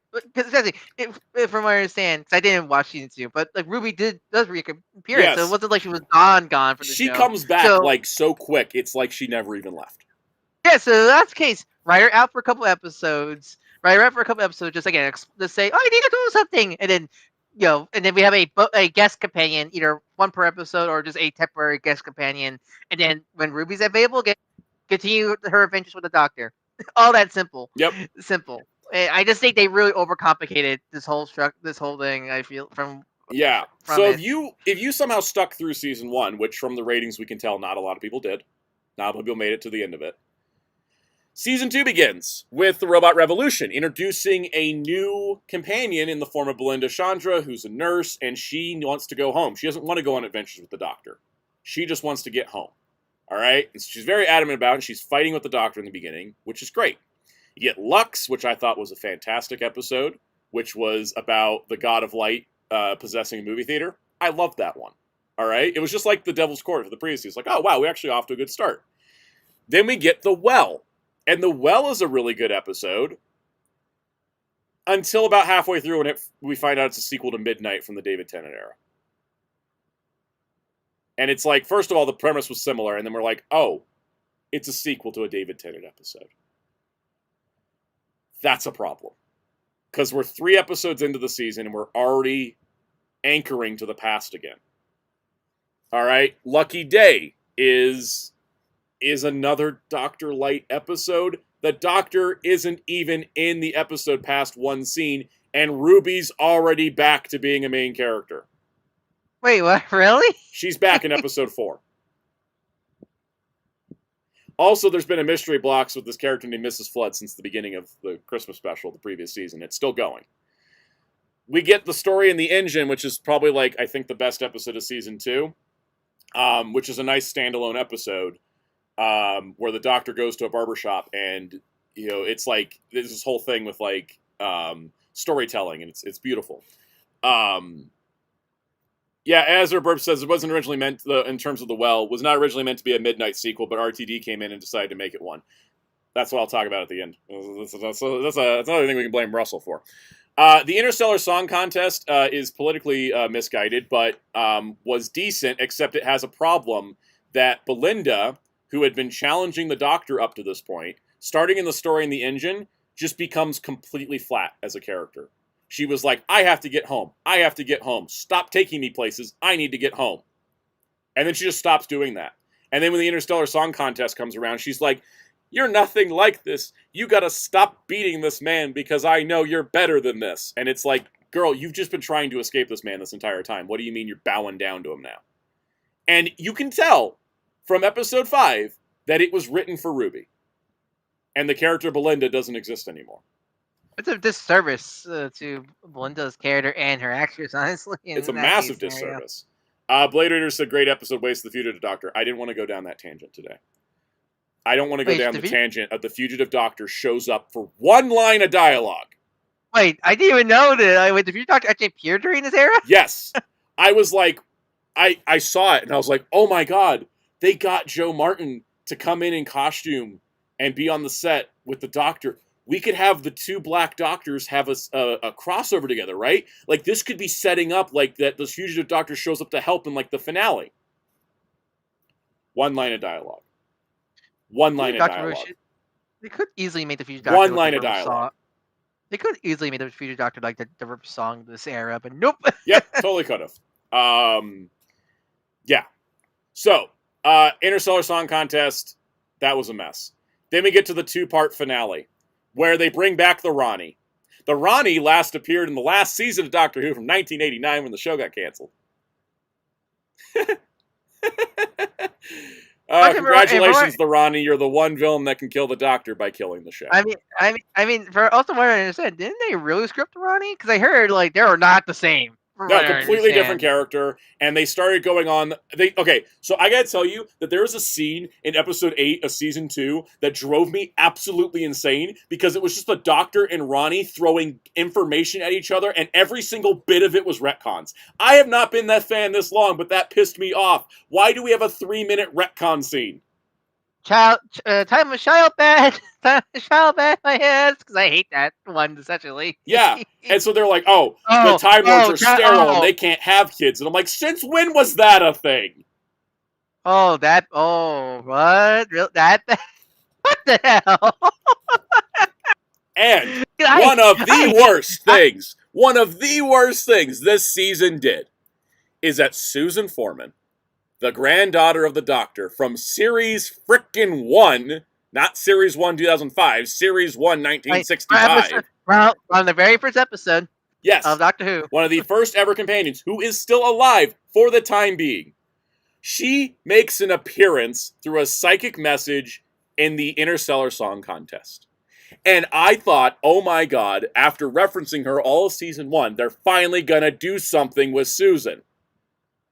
And then they don't do anything with Susan. Remember the 10th Doctor's child? Yes, I do. That was a fun time.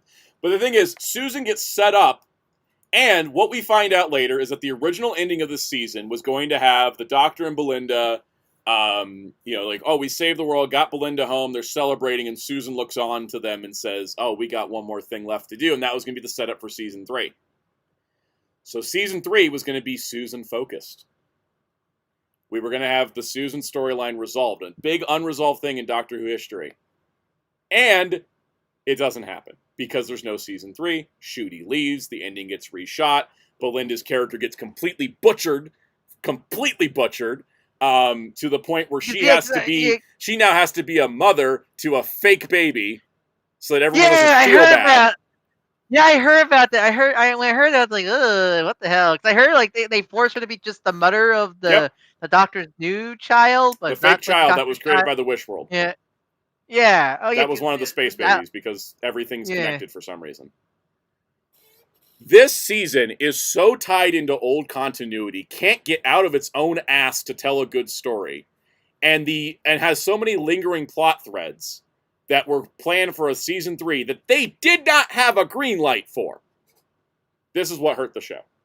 And I have to say that outside of the 8-episode runtime, which was out of the hands of Russell T Davies, almost every other writing decision that was made is Russell T Davies' fault.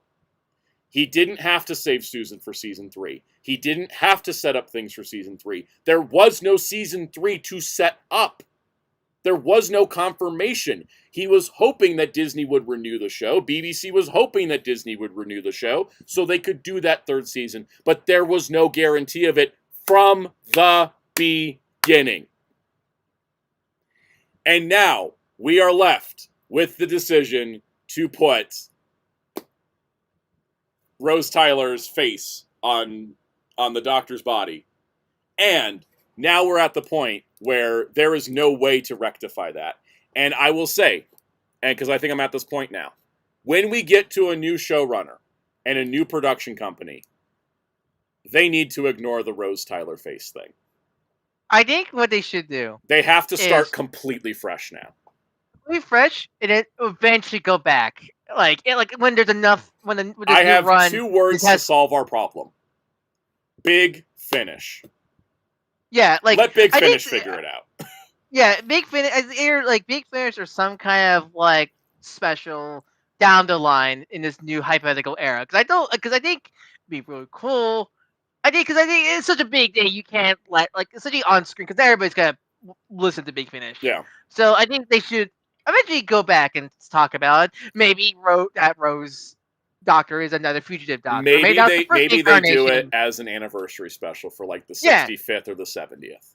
Because you know what I was thinking about? They never explained what happened to Paul McGann, and Christopher Eccleston just rolled up, right? Yeah, and then they later explained how Paul McGann became John Hurt, became Christopher Eccleston, right? Yeah, that's fine, but we can't start the new era. Yeah, don't start with Billy Piper. I think bad move, but I don't think it's a bad idea to go back and explain how we got to this hypothetical new Doctor. Because I think, but you got to rebuild the goodwill at the fandom. You got to get your new audience. You got to rebuild everything first. Yeah. I was hoping that this Christmas special would be explain the Billy Piper thing, get it out of the way, and then we can start fresh after. But since we're not doing that, don't try to start with that. You can't. Mm-hmm. I will also add that one of the absolute biggest mistakes that was made in this era was no Daleks and no Cybermen. Yeah, because I know we used them a lot, but if you're trying to get new people, why do you not have the two villains that everybody would know? I know Moffat. I really do love Moffat's era, but he did kind of run those two in the ground a lot. But like I think but still if this era, the whole idea of the Disney era is to be fresh new eyes on the series. Yeah, Warriors are salt shakers and Tin Mans. Tin Mans. It didn't have to be like the Daleks were behind the whole season-long arc. It just had to be one episode. It was me, Barry. Long. Like the fact the last time we saw the Daleks was in the Children in Need special with David Tennant, and the last time we saw the Cybermen was in Power of the Doctor. Like the fact that the fact that Shooty's Doctor never met either of them is crazy, right? Or the Master. He didn't meet the Master, the Daleks, or the Cybermen. The three big villains. He didn't get to have a single remember, they were trying to tease the Master, remember? Yes, that's the problem. They kept teasing and not delivering. Because that was the whole tooth, Neil Patrick Harris, the tooth was the Master? Yeah, the Master was tooth, and somebody picked it up, and I thought it was the Ronnie, but that wasn't the case either. Yep. I think we should have had a episode with the Daleks and an episode with the Cybermen, or a two-parter where they teamed up. We just needed them in this at some point. Or I don't know, maybe some illusion villain just summons them for the Doctor to fight. Yeah. They're not because I know because the Dalek and Cyberman, I feel like the problem with the Moffat era with them is they kind of ruined their presence. Like they kind of and the Chimbal era too, because they used them multiple. Yeah. And so I understand maybe you don't want to do a Dalek and Cyberman storyline, but again, have some I summon the ghosts of your villains past. I mean, we were dealing with magical entities. Why didn't the crazy drag queen musical villain just summon a Dalek? Yeah, that's simple. Why didn't Lux summon a Cyberman? Yeah, there's a simple way to include them out, include them without continuing their story, because I know a lot of people kind of got tired of them at the end of their. But you need the new viewers that you're trying to get know the Daleks and the Cybermen. At least the Daleks are very famous. Those damn salt shakers. Yeah. I will also say that I think I do agree with some people that have been kind of going back over this era that the Doctor lost a lot. Because they did this thing where they did this bi-generation thing at the end of the Giggle, and then the Doctor no longer carried his trauma and his baggage, but that also made him really flat. I know, because it's so frustrating, because I knew a lot of people really dislike the whole bi-generation, which is fair. I found that plot point weird. I didn't have the same animosity as some people do, but I just found that weird. But with that, again, Shooty, it's so frustrating, because Shooty was such a great actor, the Doctor, and when he got the time to shine, he did. But they just rarely gave him time to shine. Yeah, it's so frustrating, because you can see it. It's clearly there. It just it's the most frustrating thing. Yep. And it's kind of sad that the most controversial era of Doctor Who is the one with the black actor. But they didn't give the best material to work with. That's the sad part. It's goddamn sad that the most two controversial eras is with a woman and a black actor. Yep. The Doctor's God damn it. And I think in both cases it was you didn't get a fresh voice. I think bringing Russell T Davies back was smart for the 60th, but I don't think he should have stuck around for the new era. I think he needed a fresh voice. And Chibnall's era was bad. Yeah, but Chimbal was also not fresh. Chimbal had already been working. Yep. So there was this article that Doctor Who's going to be off the air for years, and people are like, is Doctor Who ever going to come back? Are we in Wilderness Years 2? And I just wanted to share this video clip of Stephen Moffat, who was the showrunner during the Matt Smith and Peter Capaldi years, my favorite era of the show. My kidneys. I wanted to share this clip because this is the clip that made me not feel super depressed about this news anymore. All right? I want to share it. I'm going to play it. I don't get to get copyright. It's just a recording. He was at a convention or something. Mm-hmm.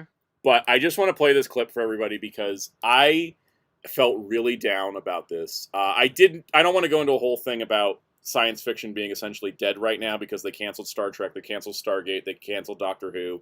The Star Wars is hanging on by a thread, and Dune is done after this next movie. We have to Orville still.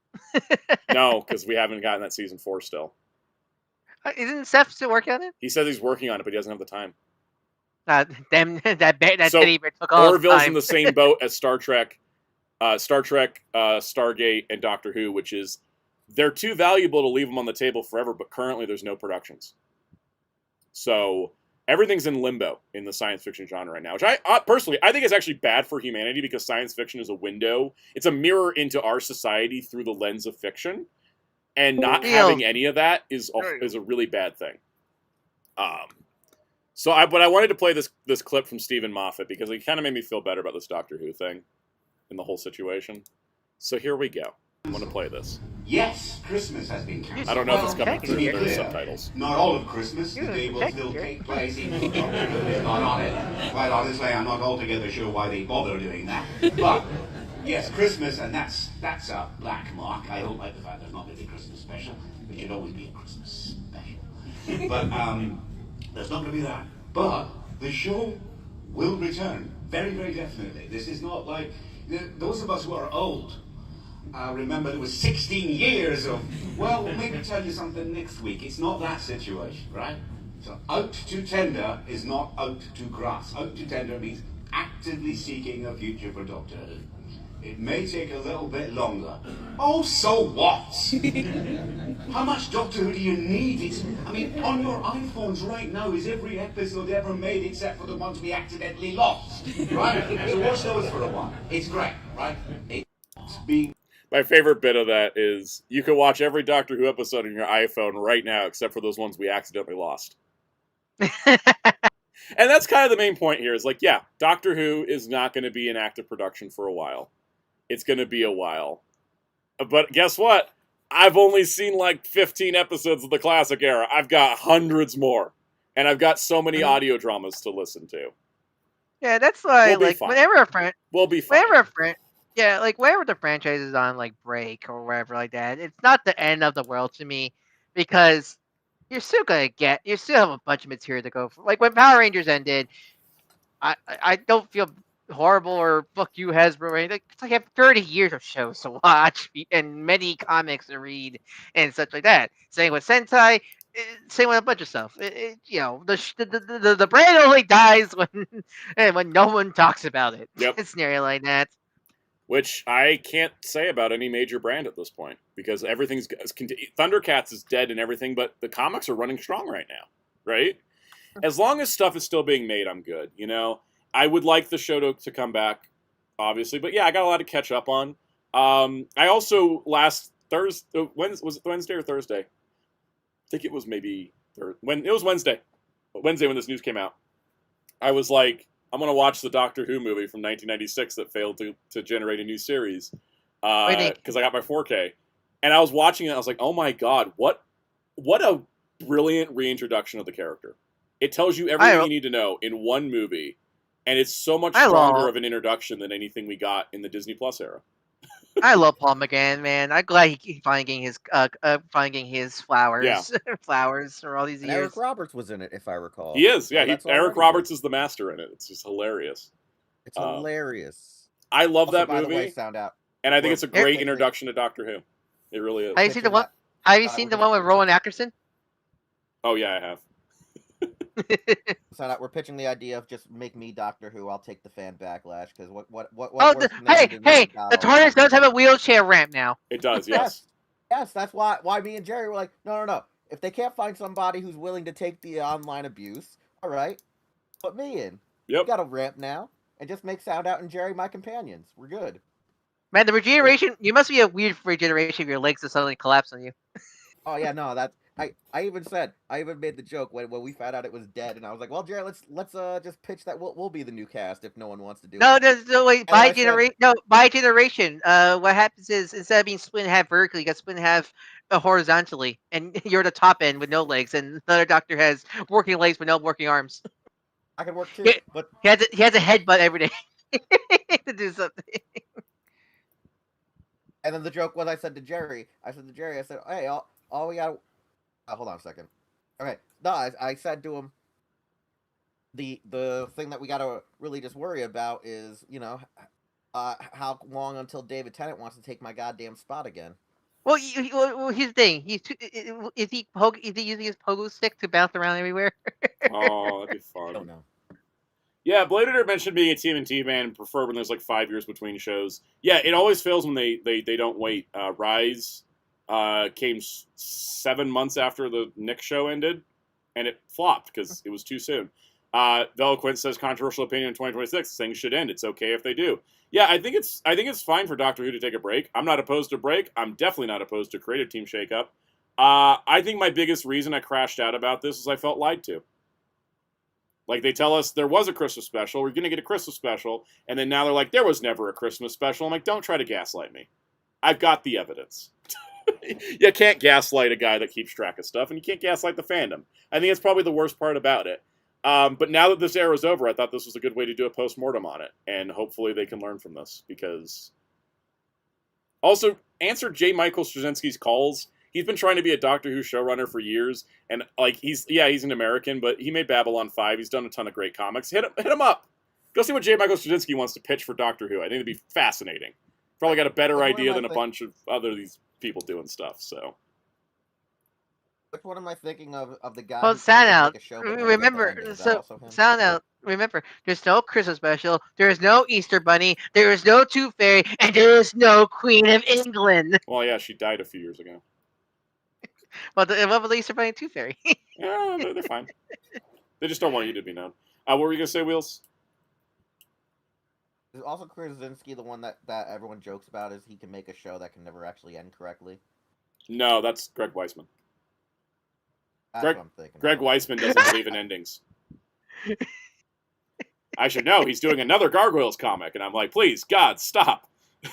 Is there any Weisman thing that had the ending? No. For some reason. Greg Weisman legitimately says stories should never end.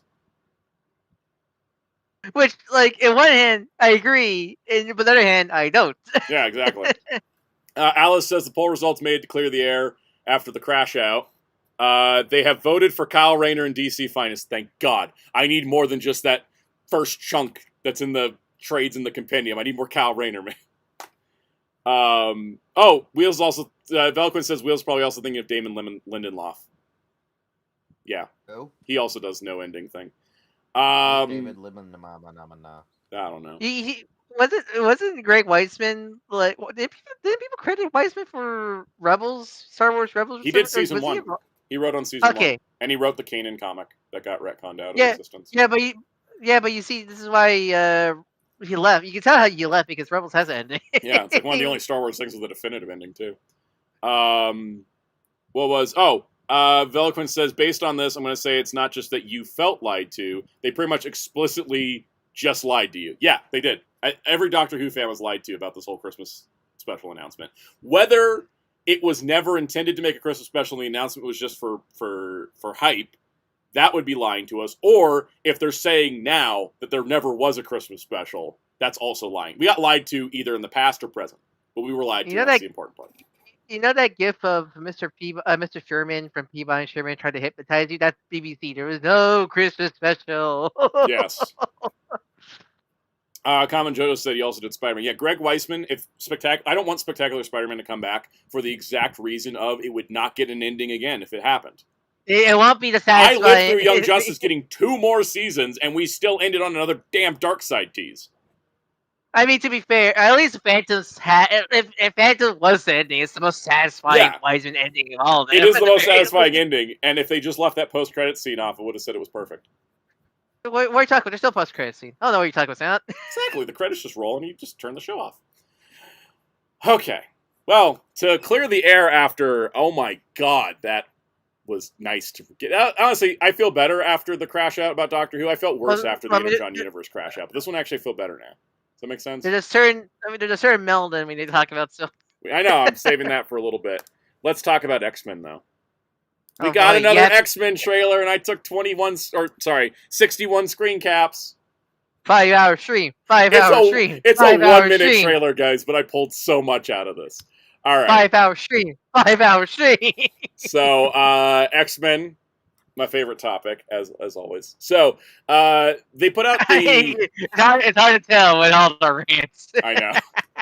The thing is, if I didn't care, I wouldn't have anything to complain about. Right? All right, so X-Men 97 had a premiere at Tribeca Film Festival. Press got access to the first 4 episodes that debut with a Rotten Tomatoes score of 100% positive reviews. I can't wait for the show to air, guys. I'm so excited. So I mean, I much I don't give two butts about Cake for Series. It's nice for superhero summer. Yes. Like this, My Adventures, and Batman. It's like the 90s are back. We got Superman, we got Batman, we got X-Men, and we got Spider-Man in the fall. Because they confirmed that my Friendly Neighborhood Spider-Man Season 2 is... Friendly Neighborhood Spider-Man Season 2's production is complete and will be releasing this year. Which is good. I'm excited to see more of that. Veloquent said 60 screenshots in a 1-minute trailer means you took a screenshot of like every frame. Yes, essentially. They packed this thing. So they put this trailer out to just... Also because this man's insane.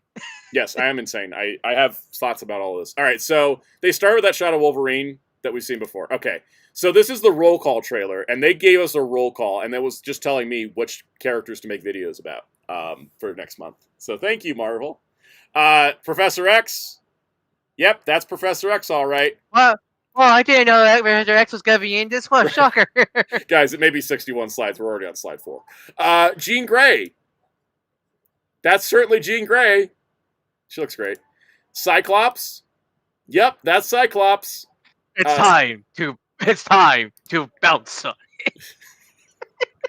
And then we got a shot of Cyclops and Jean in their Wasteland outfits, which I actually think was kind of neat to see, because it's basically just their X Factor outfits, but with jackets, because jackets make everything cooler. Yeah, but Scott's not slotted out like he is in Rivals. We don't have Alchemist. If they slotted out Scott in the show, it would cause too many people to explode, spontaneously combust. All right. Forge got a title card. Now, that's a surprise for me, because I love Forge, but I didn't expect him to actually be in the roll call. And we got a cool shot of him shooting things. Because, of course, he is. Forge. I love Forge. Then we got Beast. And this is the first time we've seen in the trailers Beast wearing the new X-Men jacket. Which is also weird to me to see Beast wearing clothing. It's very odd. Nightcrawler, we got another shot of him fighting Exodus. And this actually confirms he is also wearing a new X-Men outfit. With the black leather and the yellow lines, which is cool. How many are new, like, wearing the new X-Men outfits? Almost everybody. Almost everybody wears them at some point. Which is wild to me, because not everybody wore them in the new X-Men comic. So some of these are new. Like, I don't remember Nightcrawler ever having one of these suits. So it's like... That's what I like about this show, is it takes stuff from the comics, but it puts it together in a different combination. So it still feels faithful to the comics, but it's different, so it's not just a one-to-one adaptation. Morph got a title card, and we see... So Morph is interesting because they show Morph turning into Silver Samurai, and he's fighting Sabretooth and Lady Deathstrike, who were in a trailer, but one of the convention trailers, not the ones released online.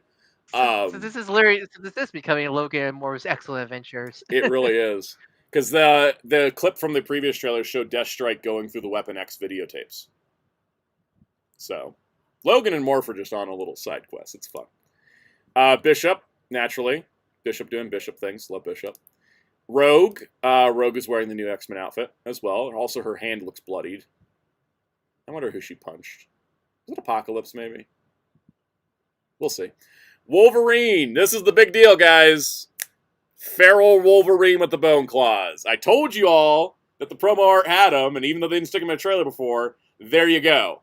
There's confirmation we're getting Feral Wolverine. Yeah, but he doesn't look ugly. That's because they kept his nose. They didn't take his nose away. Yeah, now he just looks like Lady. Now he does just look like Bat. Wait, no, he's man. He's man. He's man. I'm man. Man. I like it. I like it a lot. Can't wait for the toy. All right. Storm. Now, I got to tell you, it was great seeing Storm use the fire again, but like we already had that in the last 3 trailers. I get that you're proud of that shot, but I would have liked a new Storm shot. That being said, go ahead. Also, guys, I just realized, Samiak, if we do have this costume in the game, please give it the nose. I think he has to have the nose for modeling reasons. I hope so, because I do not want to know what it looks like in a realistic art style. All right, so Storm, same shot, but she gets dialogue this time. She's the only one with dialogue in this first half of this trailer, and her line is, "We are the dawn that will break his night." And I'm trying to figure out if she means like Apocalypse has cast the world into darkness, like a night, or if he has a night that she's about to just decimate. But I loved it because I love hearing Alison Celia Smith make a large declaration with her booming voice. as Storm. Like it makes me excited every time I hear it. Anyways, so that was great. Jubilee, I think it's the same shot of Jubilee from the last trailer, but she looks great. Sunspot, got to see him flying, which is also nice. Archangel, shooting knives, as we'd expect. But let's talk about the big deal of the trailer, Psylocke. Why is this the big trailer? Why is this the big deal of the trailer with Psylocke? So, this actually isn't a big deal in the trailer. We just see a shot of Psylocke. But we got confirmation over the weekend because of the film festival premiere. Psylocke is voiced by a Japanese woman. So, we're praying. Because I don't think they ever confirmed which She Psylocke was never given a backstory in the original series. And the backstory of the comics of her being a white woman put in an Asian woman's body has always been kind of disgusting and gross. So please be Guess what? The Topps Trading Cards X-Men 97 set came out, and the Psylocke card on the back says her real name is Quanon. Yay! I think we're just gonna go with Psylocke is just Quanon now. Don't worry about the details, because I don't think they only got 9 episodes a season. I don't think they have time to get into her backstory, right? But I would love if she's just an Asian character. We don't worry about the rest of it. Because what did Betsy do to Quanon? Did she give Quanon any powers or no? Yeah, the psychic abilities. You can just have it where she just had that as her natural ability. Exactly. You don't need to just make the change. It makes life so much easier for all of us. How many mutant abilities are to share between a normal hero in the Marvel universe? I mean, we got like 5 telepaths in this trailer. Yeah. So just don't need to make any stupidness there. Just give her just a second hours regularly. All right, Cable. Yeah, it's Cable. Now here's the interesting part. Siren, who is Banshee's daughter, she's on the X Factor team. She's normally an X-Forcer. And we know that from the trailers, I kind of figured out we're going to have an X-Men, X-Force, and X-Factor. But they put Siren on X-Factor, which I think is interesting. Yes, Veloquence, they did break Betsy back up into 2 characters. Betsy is now Captain Britain, and Quanon is now Psylocke. And so they are separate people again. But yeah, Siren's a big surprise, and seeing her part of X-Factor is interesting, because she's never historically been on that 90s version of the team. She's been on some other ones. Strong Guy also got a trailer shot. I think it's interesting X-Factor got trailer shots in this roll call, considering in the original show they appeared for 1 episode. So here's Strong Guy. How do you type with boxing gloves on? That's a good question. Havoc as well, who is Cyclops' brother, though Cyclops does not know he's his brother currently, which is fun. Multiple Man, also on X-Factor. Please be. I don't think they're gonna do it, but I hope he's a detective, because that's some of my favorite stuff. That'd be fun. I have a feeling maybe they're going to be, because in the X-Men 97 prequel comic, the first issue came out, X-Factor is still like, we work for the government, thing, which I'm not. I don't like X-Factor working for the government. That's not my jam. But I have a feeling maybe by the end of the season they're going to be like off being in X-Factor investigations instead. I think that'd be great. All right, Wolfsbane, also part of X-Factor. It's basically the comic lineup, but they swapped Quicksilver for Siren, basically. Because Quicksilver's the Avengers character, we can't touch him. Yeah, I mean they can, but I think they just don't want to. It's fun to have Siren, anyways. And then Emma Frost is also here, and Emma Frost is using her diamond form, which she got at the end of last season. So it's nice to see her doing stuff. She's in a different shot than she is in the previous trailer, which means we are getting more Emma. They're just hiding her, probably for spoiler Of course, reasons. I mean, look, of course they will. Yeah, it's Emma Frost. She has how many skins in Rivals? Exactly. Then Polaris is given the same exact shot where she's with Generation X. So that wasn't new for Polaris. And then we got Magneto looking all cool. Master of Magnetism? Master of Magnetism. So Mr. Magnet there. After that, they just had a rapid fire of scenes. That was so quick, it took me like a half hour to get all these screen grabs, so appreciate it. Because again, he is insane. Yes. So we see Polaris wearing the new X-Men outfit, which I thought was interesting, and she's hanging out with Beast and Rogue. So they got something going on there, which is neat.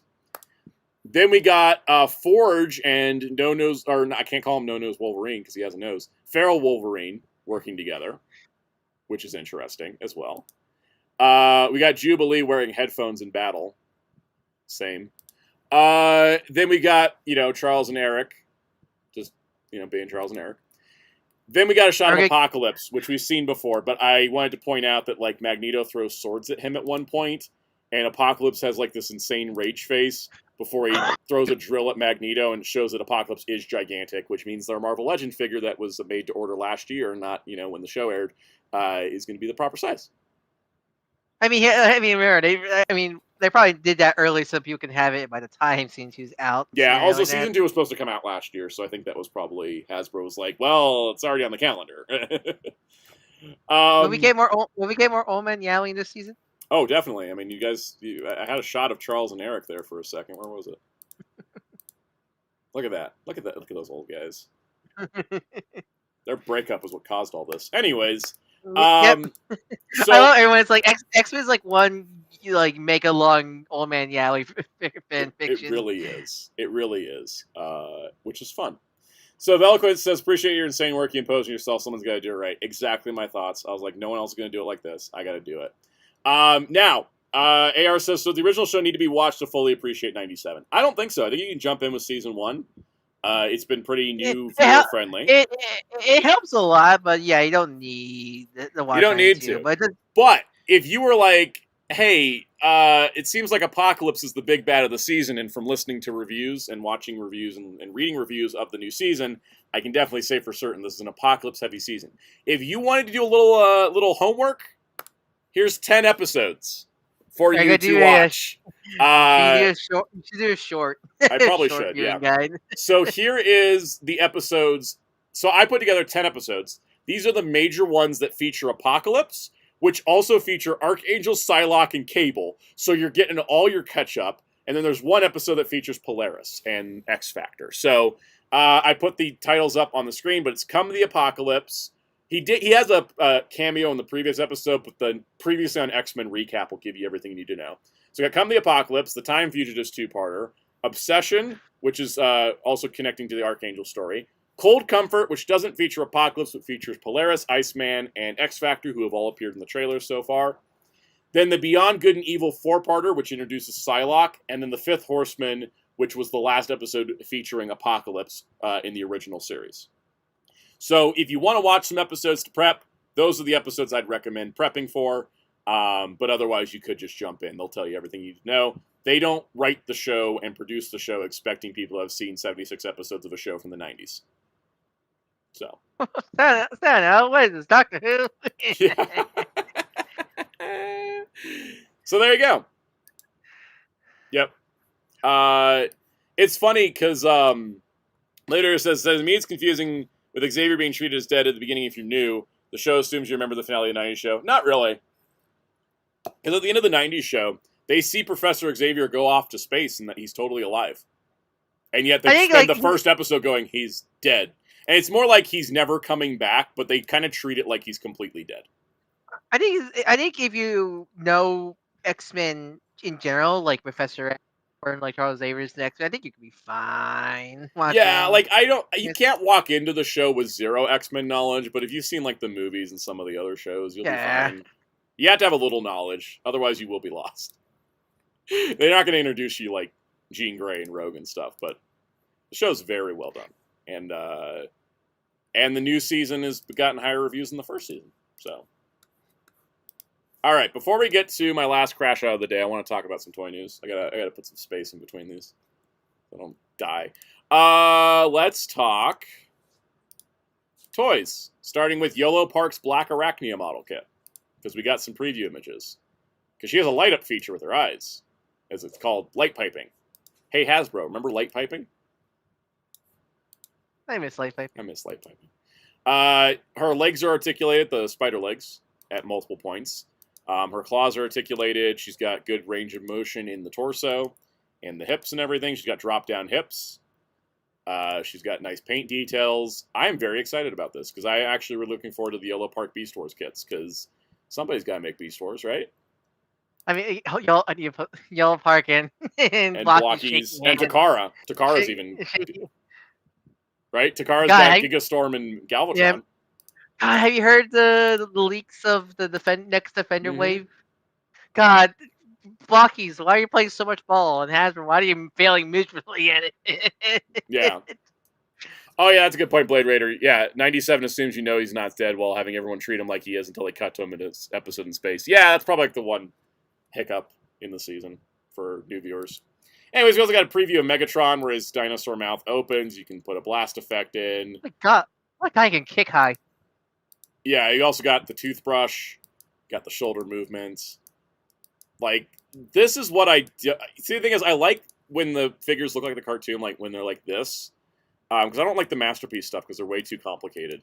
But also, because I think how they also I wasn't a fan how they did the 2D the 2D like paint the chipping of the weird like printing texture thing. I'm not sure what was, but like I didn't like how that looks because it looks a little too fake. Like because I get there'd probably be like it's like the textures in the show. I'm like, yes, but also I think people want to have what those textures are supposed to be meant realistically. Yeah. Like so I think these work better for me than the Masterpiece, and I'm very excited about. I'm very excited to get them. So I mean, if there's any figures that benefits from not being transformed, is the mainframe designs. Oh, definitely. Speaking of Transformers, last Tuesday they had a stream with Mark and the other guy I can't remember the name of. And so this was mostly stuff we saw already. We already talked about them. Yeah, surprised there was some new stuff, surprisingly. Yeah, there actually was. I thought it was just going to be the wave we got leaked last week, but no, we actually had some new stuff. So I'm going to skip all the stuff we've seen. Because I skipped out watching the stream, and then when I saw people on Discord posting new stuff, like, wait. Also, I mean, worst time stream. It was happening during the Nintendo Direct, wasn't it? Nintendo Direct. Like, yeah, it's no one's going to jump from Nintendo Direct to Transformers stream. I mean, in Hasbro's defense, they scheduled their stream first. True, but still. Yeah. I mean, are you gonna get that Sanji cooking game? Oh, dude, we had this whole conversation on Couch's stream last week. I went from the One Piece cooking game's the best reveal of the Direct as like a joke, and then after I kept looking at all the details, like no, legitimately, I think this was my favorite reveal of the entire stream. Because it's not just like a Diner Dash clone. It's actually like something. And they put like so many characters in it. Like there's G8 arc characters that you can feed food to. They're like 100 plural. 400 characters. 100? Yeah. And $20. Oh damn, $20. Yeah, I was like, no, that actually legitimately is my favorite reveal of the Nintendo Direct. My favorite thing is my partner said, "Why is Buggy in the kitchen? Get him out!" Yeah. All right, so the new reveals on this stream is that we got a multi-pack with Power Links Red Alert and 8 Minicons. I made the deal with a double set out. It's a Pulse exclusive, but it's only $80. I'm still not over that. They've been charging us $13 to $15 a Minicon, and now they gave us 8 plus Red Alert for $80. I'm like, I don't feel right.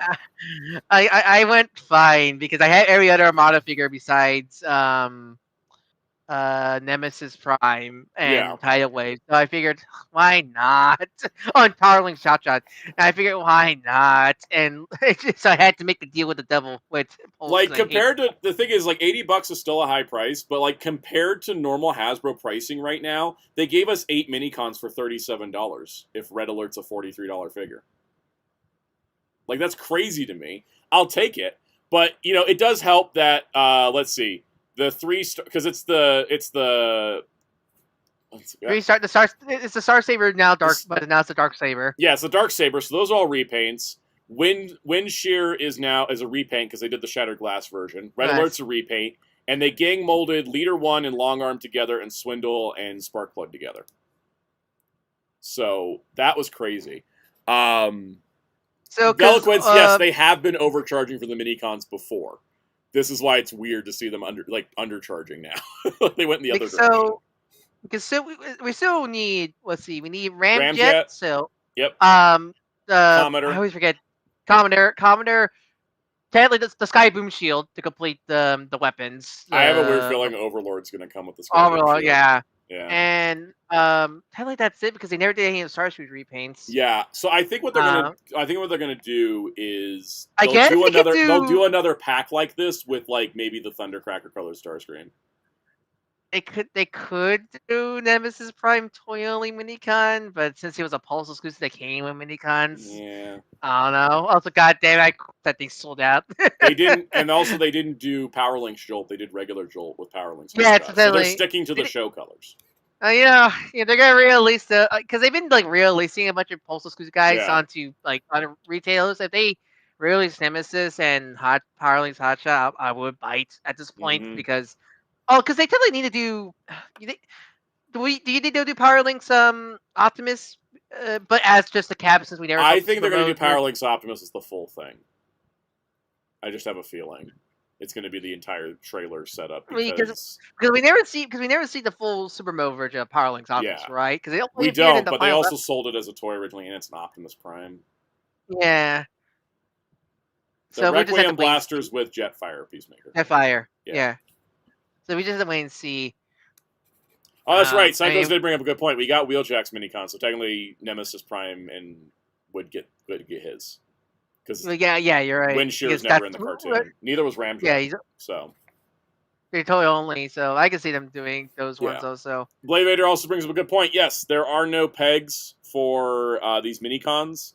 Power Links pegs on Optimus, Megatron, or Starscream, but they did factor that into the design of these minicons. They said specifically with Starscream, Armada Starscream is a partial retool of the Reactivate Starscream, which blew my damn mind. I had no idea. There's nothing really, because I look at the figures like, what parts do they share? The crotch is the thing that's shared. Is that did you look it up? Was that the thing you used to look closely? It's like, yep. There's okay. So, but they did say they put a clip on the Swindle so you can clip them onto the back of Starscream. Like they play because because they were made without minicons in the first place, but now they're engineering backwards practically. But I imagine I won't be going forward. Even if they don't come with minicons, they will probably put in the minicon port. They've been doing that because Red Alert has the port. Yeah, because they've been future proofing. They've been pretty much been future proofing it. Okay, so here are some other details from the stream because they were just yapping, which was great. They said Armada, Cyclonus, and Demolisher are coming because they're trying to finish the core Armada cast, that initial cast. Yeah, because we just need those two to complete the original episodes because Smokescreen came later. Mm-hmm. Yeah, more minicons will be coming beyond the Red Alert pack. Because the Armada cast is what's small. I remember. I keep thinking it was big, but like no, it started really small. They got it bigger over time. What's left? There's Smokescreen set toys. We need Thrust, and Blur. Blur, Scavenger, Scavenger, Sideswipe. Is there any other Decepticons? I can't think of any. No, I think we got all the Decepticons. Yeah, when they get these two out, because they do need to do the Power Links versions of both of these two, though. Yeah, because and then technically, then all of course the minicons or those ones also. But yeah, they'll be done with the main Armada cast. Yeah, they're getting real close. Which is I forgot how small. I forgot how small the Decepticon lineup for. Yeah. Armada, because having them were also Unicron agents technically also. Yeah, and then also like Prime gets to suck up 3 toys in the toy line with those combinations. Yeah, you're right. Also these molds get 3. These get 2 to 3 uses. Demolisher gets 2 for Armada and then 1 for Energon, and then Cyclonus gets 1 for Armada, 1 for Energon. So Cybertron. Don't forget his Cybertron repaint. Oh yeah, there's that one too. Buzzsaw, wasn't it? Yep. All right, so Armada Starscream is a partial of Reactivate. The Herald of Unicron figure is a combination of different Unicron incarnations, the Cybertron design and the Marvel Comics design. We talked about that last week. They know people want Unicron and Primus, so this serves as an Acolyte version. Haslab Unicron will not be re-released, but other versions of Unicron could be made. Give me Beast Wars Neo or give me Death. Oh yeah, I don't mind. I don't want platformers anymore. No, but I want a Beast Wars Neo Unicron. I prefer it because they'll never scale. So give us these little avatar bodies of them instead, and such, and just give us little mini micros. I mean, hell, you get the future Defender figures. As the scale with them. That would be perfect. They want to continue doing weird mini-bot repaints, and they said the tailgate mold will be reused more in the future. I'm not exactly sure how, but sure, go for it. Outback was Brawl. Never mind. They said they think it's time to get into the throttle bots. Finish the mini bots first. My God, finish a team before you start another one, please. Just finish the job. They want to further complete the target masters. Thank you. And they want to know if fans are interested in further Power Masters with Optimus specifically mentioned. Yes. Yes. Yes. I will. I will. If you, I would honestly. If you make it, we will give you money. I will buy. Yes, I'm a Master Force, but specifically, I want the Master Force versions. Damn it, Yep. I want those ones. I think they should like, do that. Like, and even if they're like but the one we have in the new wave, that's based off the G1 US version, right? So like, but if they do Pacific Master Force version, I will buy those. I am. Blade Raider says missing Link Neo Unicron. Yes. Also missing Link G1 Toy Unicron. I'll buy both. The fat Mr. Fatty. I've been fascinated by that toy ever since I saw it in person. I saw the actual prototype at BotCon 09, and I'm like, I want to play you had the with Super it. 7? Is that the same BotCon I told you to have fun at? Yes. Yes, it was. Oh, Psycho says we have all the mini bots now. I love thought that we were people missing got somebody. confused by that. Was that the? Do you have the Super 7 reaction of the I G1 don't, because it doesn't look right. It's not fat enough. It's not fat. Yeah, I was like, it's not fat enough. It's not fat enough for me. No. I think actually Psycho's right. I think Tailgate was our last one. Yeah, of the initial mini bots. Yeah. Brawn, Bumblebee, Cliffjumper, Gears, Huffer, Windcharger, Bumper, Beachcomber, Cosmos, Powerglide, Seaspray, Warpath. Bumblebee, Cliffjumper. Hubcap, Outback, Pipes, Swerve. We got. Did we get? Yeah, we get Swerve. Hubcap? Yeah, we got Hubcap. Did we? I don't think we did. At least No. maybe because we got Bumper in the multi-pack. Multi-pack. Bumper. We didn't start the mini bot. It was always perfect. Oh, we did get Hubcap. We did? Where was he? He was in Generation Selects. Oh, okay. Earthrise. What was he? He was a Cliffjumper repaint. Okay, I must not remember. Keep it on screen. I legitimately do not remember. Yeah, here it is. There he is. Yeah, Gen Selects. Yeah. Oh, okay. You know why I didn't realize I was? Cause I think I'm used to what the Scout class during Revenge of the Fallen looks like. Yeah, the old coupe. Yeah. Yeah, because when I think Hubcap, I think Deadpool. So I didn't realize that character was Hubcap. Yep, that character was Hubcap. Outback Pipes, Swerve Tailgate, Wheelie. Holy shit! Yeah, they did finish the mini bots. Oh my God, Hasbro finished something. You need to launch the fireworks. you need to talk about that. Like, you need to mention that. Like, They should have been like, we made Tailgate, we finished the mini bots. That should have been like, they should have broke a pinata in celebration. Question: don't you? How many of the mini bots do you have, or do you own most of them? I own all the deluxe ones except for Warpath. At this point, will you just get like the rainy ones? You don't have like. If Warpath pops up at my comic shop, I will buy one. Do you have the wheelie or no? I don't have the deluxe wheelie. I have the core class. The deluxe one annoys the shit out of me. I mean, it's do you too just want to get?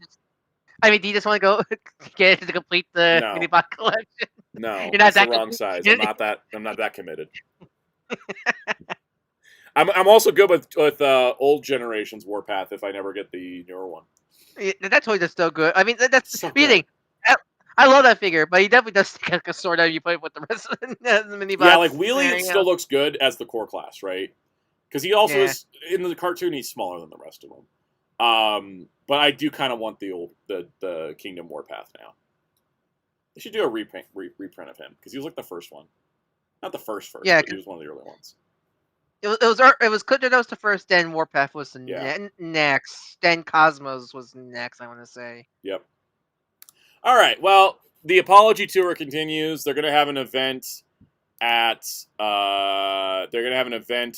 Comic-Con where there'll be a live band performing the new remasters of the music. It's nice. I listened to some of them.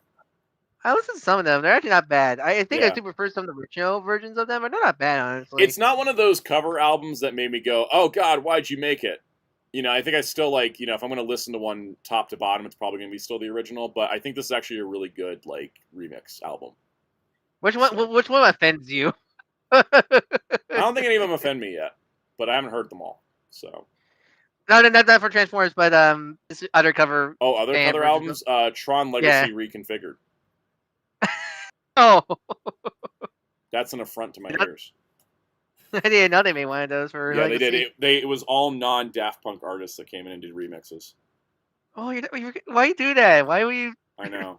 Like, I love Tron Ares Divergence, but that was also Nine Inch Nails working with Boys Noise to, like, do remixes of Tron Ares stuff. So that was, like, good. There's this really great cover album for The Nightmare Before Christmas where they got, like, Disturbed and Korn to do, like, covers of Nightmare Before Christmas songs. It rips. It's so good. Like, I think Korn did Kidnap the Sandy Claus in a heavy metal hard rock song. And it just, works. That works, surprisingly. Just works. That version's actually when I started to realize how violent the lyrics are to that song. Well, it's a song about, like, we're going to keep the It's all about, like, murdering and mutilation, yeah. Yeah. Yep. All right. I realized as a kid when I played Oogie's Revenge when the boss went with them. All right. Then they showed off the Comic-Con exclusives. One is very confusing. It's a cereal box that has... It's a cereal box that contains 2 toys inside. One of which is the Legacy Optimus Deluxe toy mold in cartoon colors with the G1 toy trailer reissued. Oh, so that's actually the G1 mold. That's the G1 mold, yeah. Okay, yeah. And then it comes with a Jazz that is called a Super Core Class. Super Core Class! He's a brand new mold, and he looks squat as hell. What did they do, my boy? I kind of like... He kind of gives Choryu vibes a little bit. You know what he reminds me of? Classic Pretenders Jazz. Yeah, especially with the shoulders like that, and such like that. Yeah. So would the hot rod that come with Star Convoy be, I guess, a Super Core Class also? Yeah, I guess so. Here's the promo images for the set, because I realize we do have these. I mean, it's a perfect Comic-Con exclusive. Yeah, nothing. It's if you want it, go get it. But if you miss out, no, like losing sleep scenario. Those are the worst kind of exclusives. It just because I think it's more. I'm more interested by the fact that they made a whole new Jazz for this set. I guess. I do like that it comes in a plastic bag inside the box. Yeah, I like that because they made Jazz a core class because Optimus is the deluxe and they want to scale him, but it's like it's just an interesting set, I guess. Like, because I don't think there was any. Was there any Transformers cereal back in the No, day? they never actually made it. It was canceled. Yeah, so $75 is not bad for that either. It's pretty much. Remember the '80s? Speaking of, remember the '80s? You want to talk oh my god! This next thing is the most insane thing I've seen them do. So, how do you feel about Trans Flag? How do you feel about Trans Pride Blaster is very fun because Blaster is. Let me go to the promo images for this, guys. I got. Oh god, how do I even approach this topic? Oh my god. I do like flavor. Instead of a trailer, which it came with full of Energon cubes. Yes. that you can eat. So Blaster is back. He's got a new guitar that's got the Autobot logo and a microphone because he's a Gem and the Holograms collab. What the hell? Sure, I'm actually really into this. Because this was like time. I'm not sure it was purposely time because there's supposed to be a new Gem thing in the. There's a new Gem live action series for Amazon Prime that just got greenlit. Yeah, so I don't know if that was time, but like, it's funny because Hasbro passed the Gem toy rights over to loyal subjects. Was it passed or just they licensed it out? They licensed it, but like they're not making Gem stuff themselves. Yeah. But the guitar can combine with the microphone to become a keytar. I'm kind of really, really into it. But the most insane part about this set is he comes with 2 cassettes. A repaint of Eject as Rosanna, a repaint of Ravage as Glit, and a repaint of Laserbeak as Sundor. Why is that significant, you might ask? Well, they're listed as KP Glit, KP Sundor, and KP Rosanna.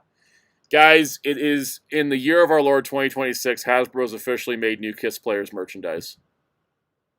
it's kind of insane. The fact that they reference Kiss players in this damn darn age. I think if you ask them directly what they mean by KP, they will say K-pop. That's going to be the official answer. Hashtag knowing smile. Yes. And so I'm just sitting here like, I didn't think I would buy a Transformers Gem and the Holograms collab, but not only do I think the blaster looks legit. When Secret Kiss players collab. Secret Kiss players, I really want the Kiss players cassettes. I really do. And this is the one time this is ever happening. I would always say that Kiss players couldn't work if the girls didn't look like children. Yes. It's my take. Because if they look like adult women, it's A-okay. A-okay. I gotta tell you, yes, also, as Psychos pointed out, the eject mold has guns now. We're gonna see eject and rewind again, this time with guns. You're not done. Marketing loves cassettes. You're not done. Marketing loves cassettes. That one quote in an interview that I read will sit forever in my brain anytime I see stuff, is marketing loves cassettes. Because they know. They're doing this on purpose. How do you feel about Trans Flag Blaster? I love him. It comes with a keytar that sounds like a guitar, and he has a microphone.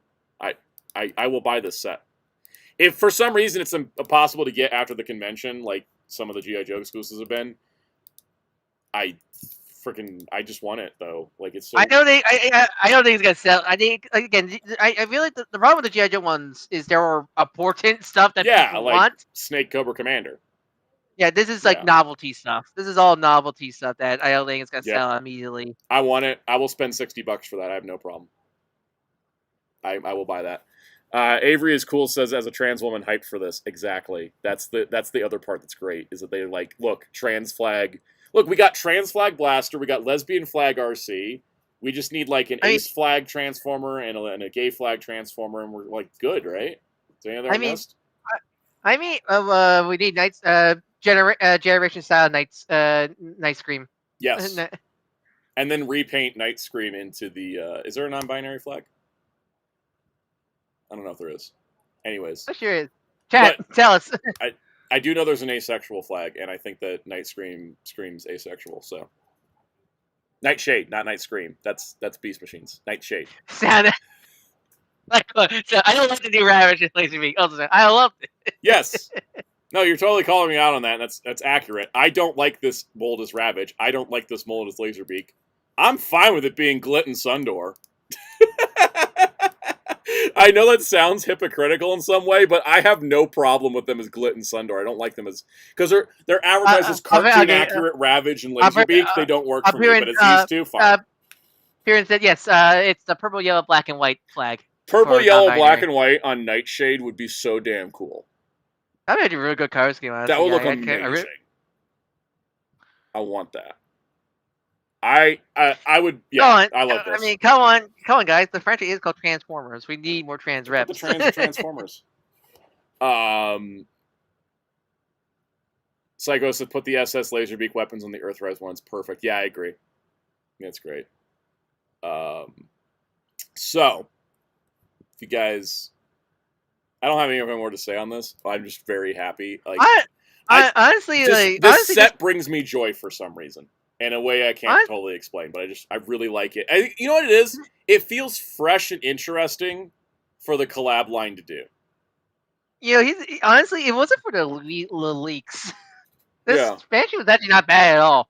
I didn't watch it, like honestly, because this was one of their better ones, and I liked them dropping little teases like Cyclonus, Demolishor. Yeah. It wasn't for all the leaks. This would have been a damn good stream. Yeah. Should we talk about a bad stream instead? Guys, you can tell they're stretching these G.I. Joe streams to be 4 weeks, and they don't have enough content for them. I love the commitment of Yojo Jun, but they definitely just do 1 hour-long presentation at the start and don't waste our time. 17 minutes to talk about stuff we got render reveals for last week. So here's Action Man. For some reason, he's $43.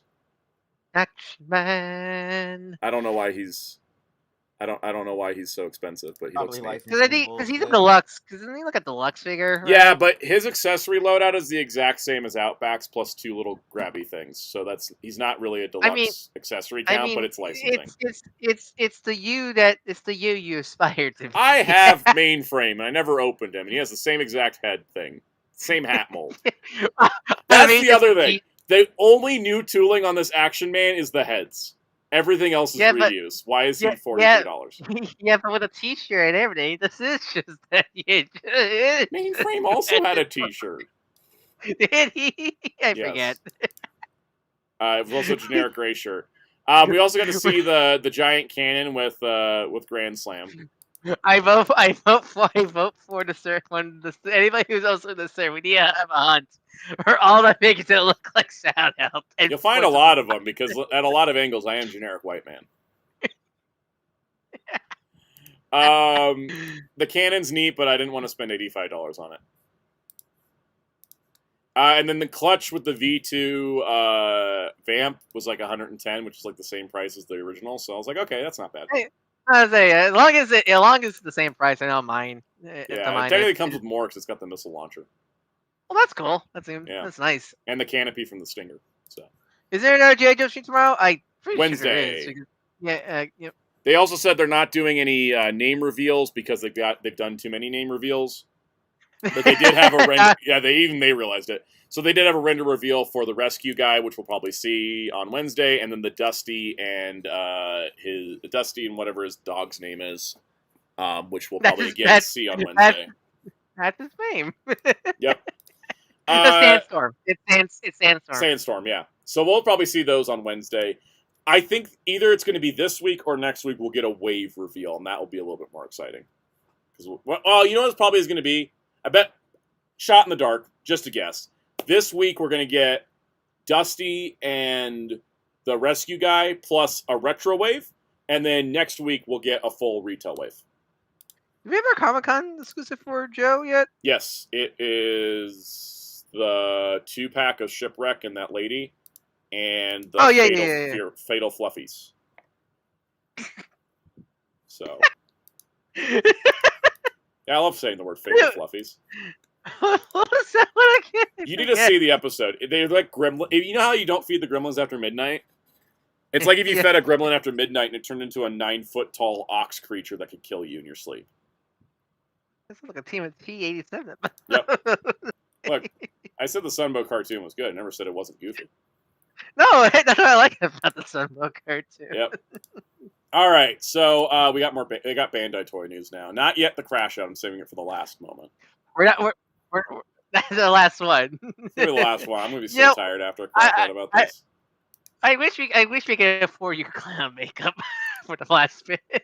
If love is truth, then let it break my heart. You need to buy a clown. You need to buy a clown nose one day. I should. What's that?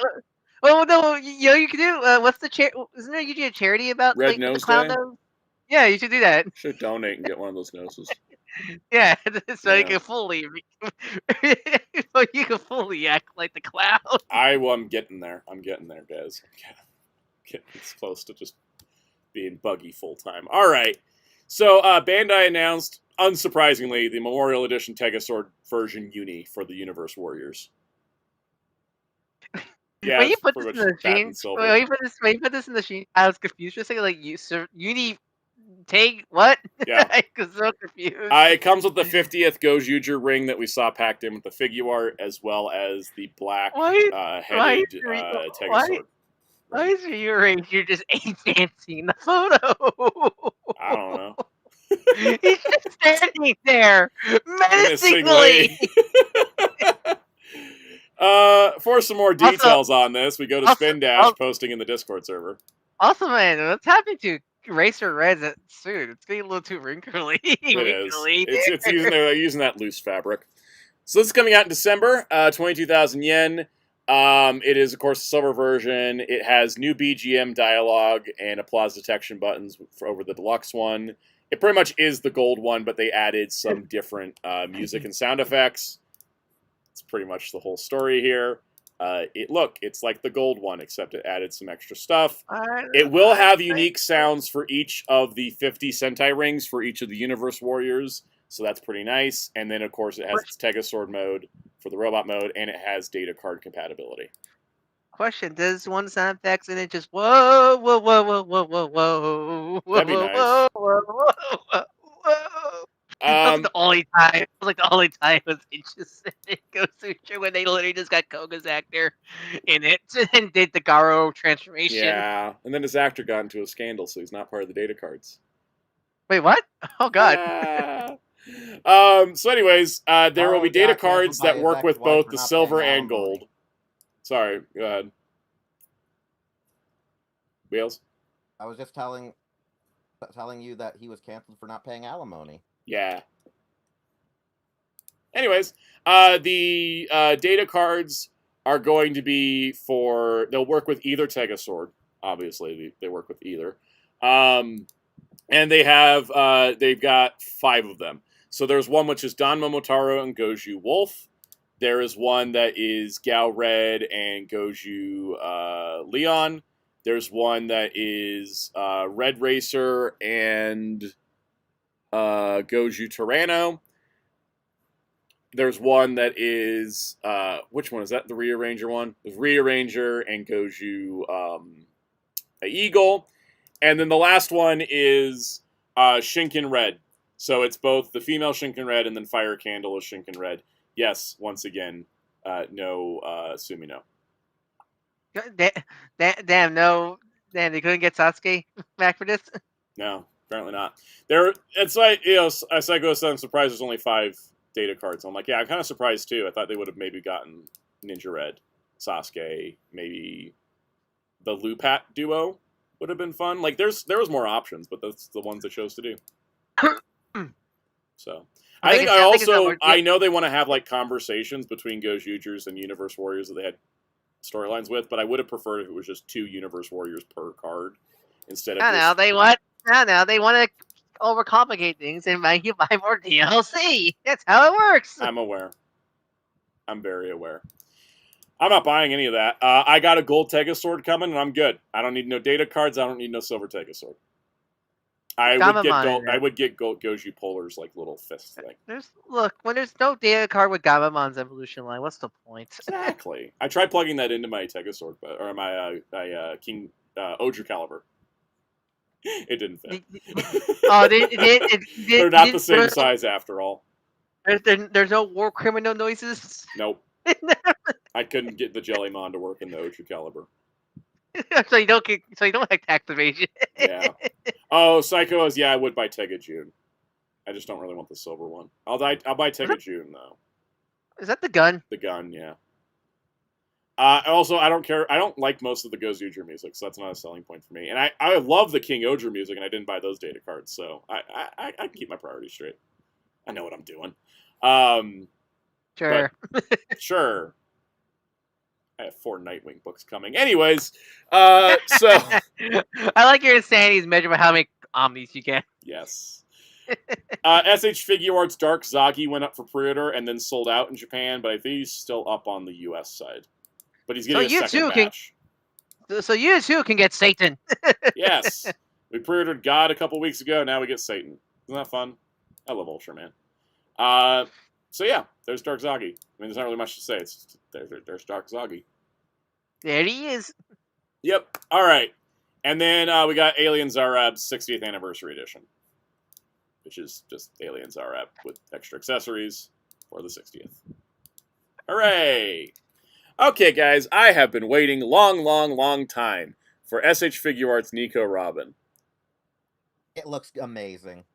Let's talk about Nico Robin. Behold, Nico Robin in the Water 7 arc of One Piece, where she still had her original skin tone color. Well, Bandai had to Bandai, and even though they've been keeping... let's not forget, Toei's also at fault. Toei's also at fault, but Bandai has been keeping the skin colors consistent with the pre-time skip looks. Except for Robin. You can argue. I mean, Usopp and Zoro are not exactly 1-to-1 still, but they're still close. not pasty paint white. See, the thing is, I'm not going to go and say, like, Bandai's wrong because they didn't make her super dark skinned as she was probably originally intended based on how her manga appearance was. I'm not going to go that far. I'm going to go look at anime, look at figure. Manga appearance. What the hell? Can you get an image? Do we have an image of what Free Time Skip Robin looks like in the modern art style? Because that's what these figures are based on. So it's hard to find. Sure. Let me go see if I can find it. I could go. You want me to load up the Chopper movie? You want me to load up the Chopper movie? Nico Robin Chopper movie. Thing is, I get very annoyed by this because it's, first of all, unnecessary, and second of all, god dang it, Toei. It's an IMDb. She's on IMDb. So here's the thing. Here's the question. Yeah, she actually does have a little bit of skin tone, but Usopp is darker than he normally is in that movie. Here's the question. Here's the weirdness about Toei. It's did you watch the News Beat Break episode? I just want to make sure. I haven't yet, but I know what happens because Twitter can't keep it in their pants. Yeah. Well, so we know Toei can clearly do very dark melanin. Yes.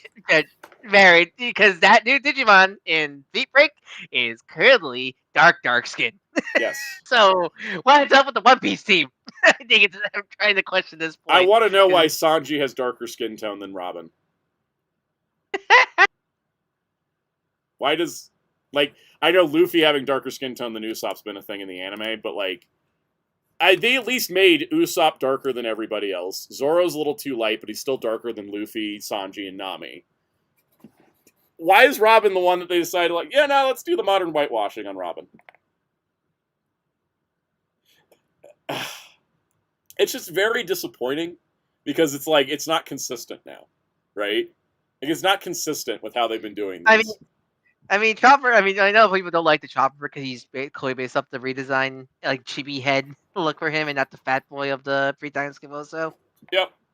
Mr. Tanuki brings up my point, which is my big point, in addition to don't whitewash things. I don't like the whitewashing in the One Piece anime because it makes no damn sense, as Mr. Tanuki says, even if you intend to have them lighter skin, like she's on a boat at all times, she should have a tan. Her debut arc was in a desert kingdom. Are we sure this isn't the Witsuya design?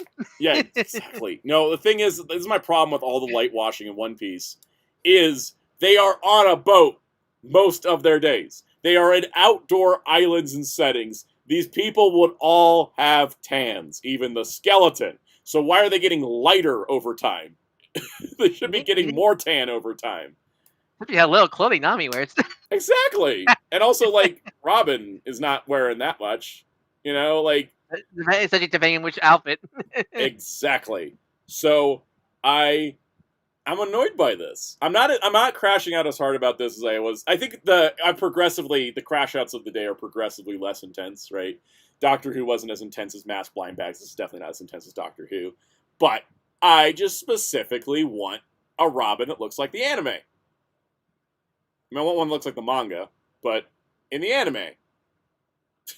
Muteki says, in my city, we don't judge people by their skin, but by the color of their shirts.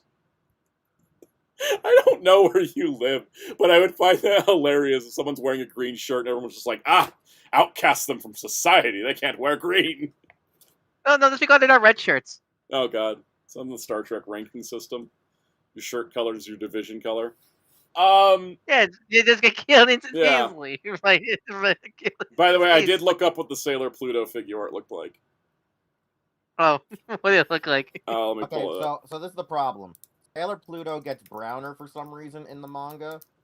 Like, the manga version is distinctively a dark-skinned woman. I just want to say that, yeah. It's supposed to be like a dark color. It's confusing. Because, like... There are panels where they show not as dark. Well, that's the thing. Which I'm confused. In every one of the black and white panels, she is colored with a black pencil. She is distinctively dark-skinned. In the color pages, she's given the light skin of everybody else, but she's still darker than everybody else. So the old figure art for Sailor Pluto actually matched that. She actually had the darker skin tone, even though the anime didn't have it. They matched I forget, the old figure art was based off the 90s series, right?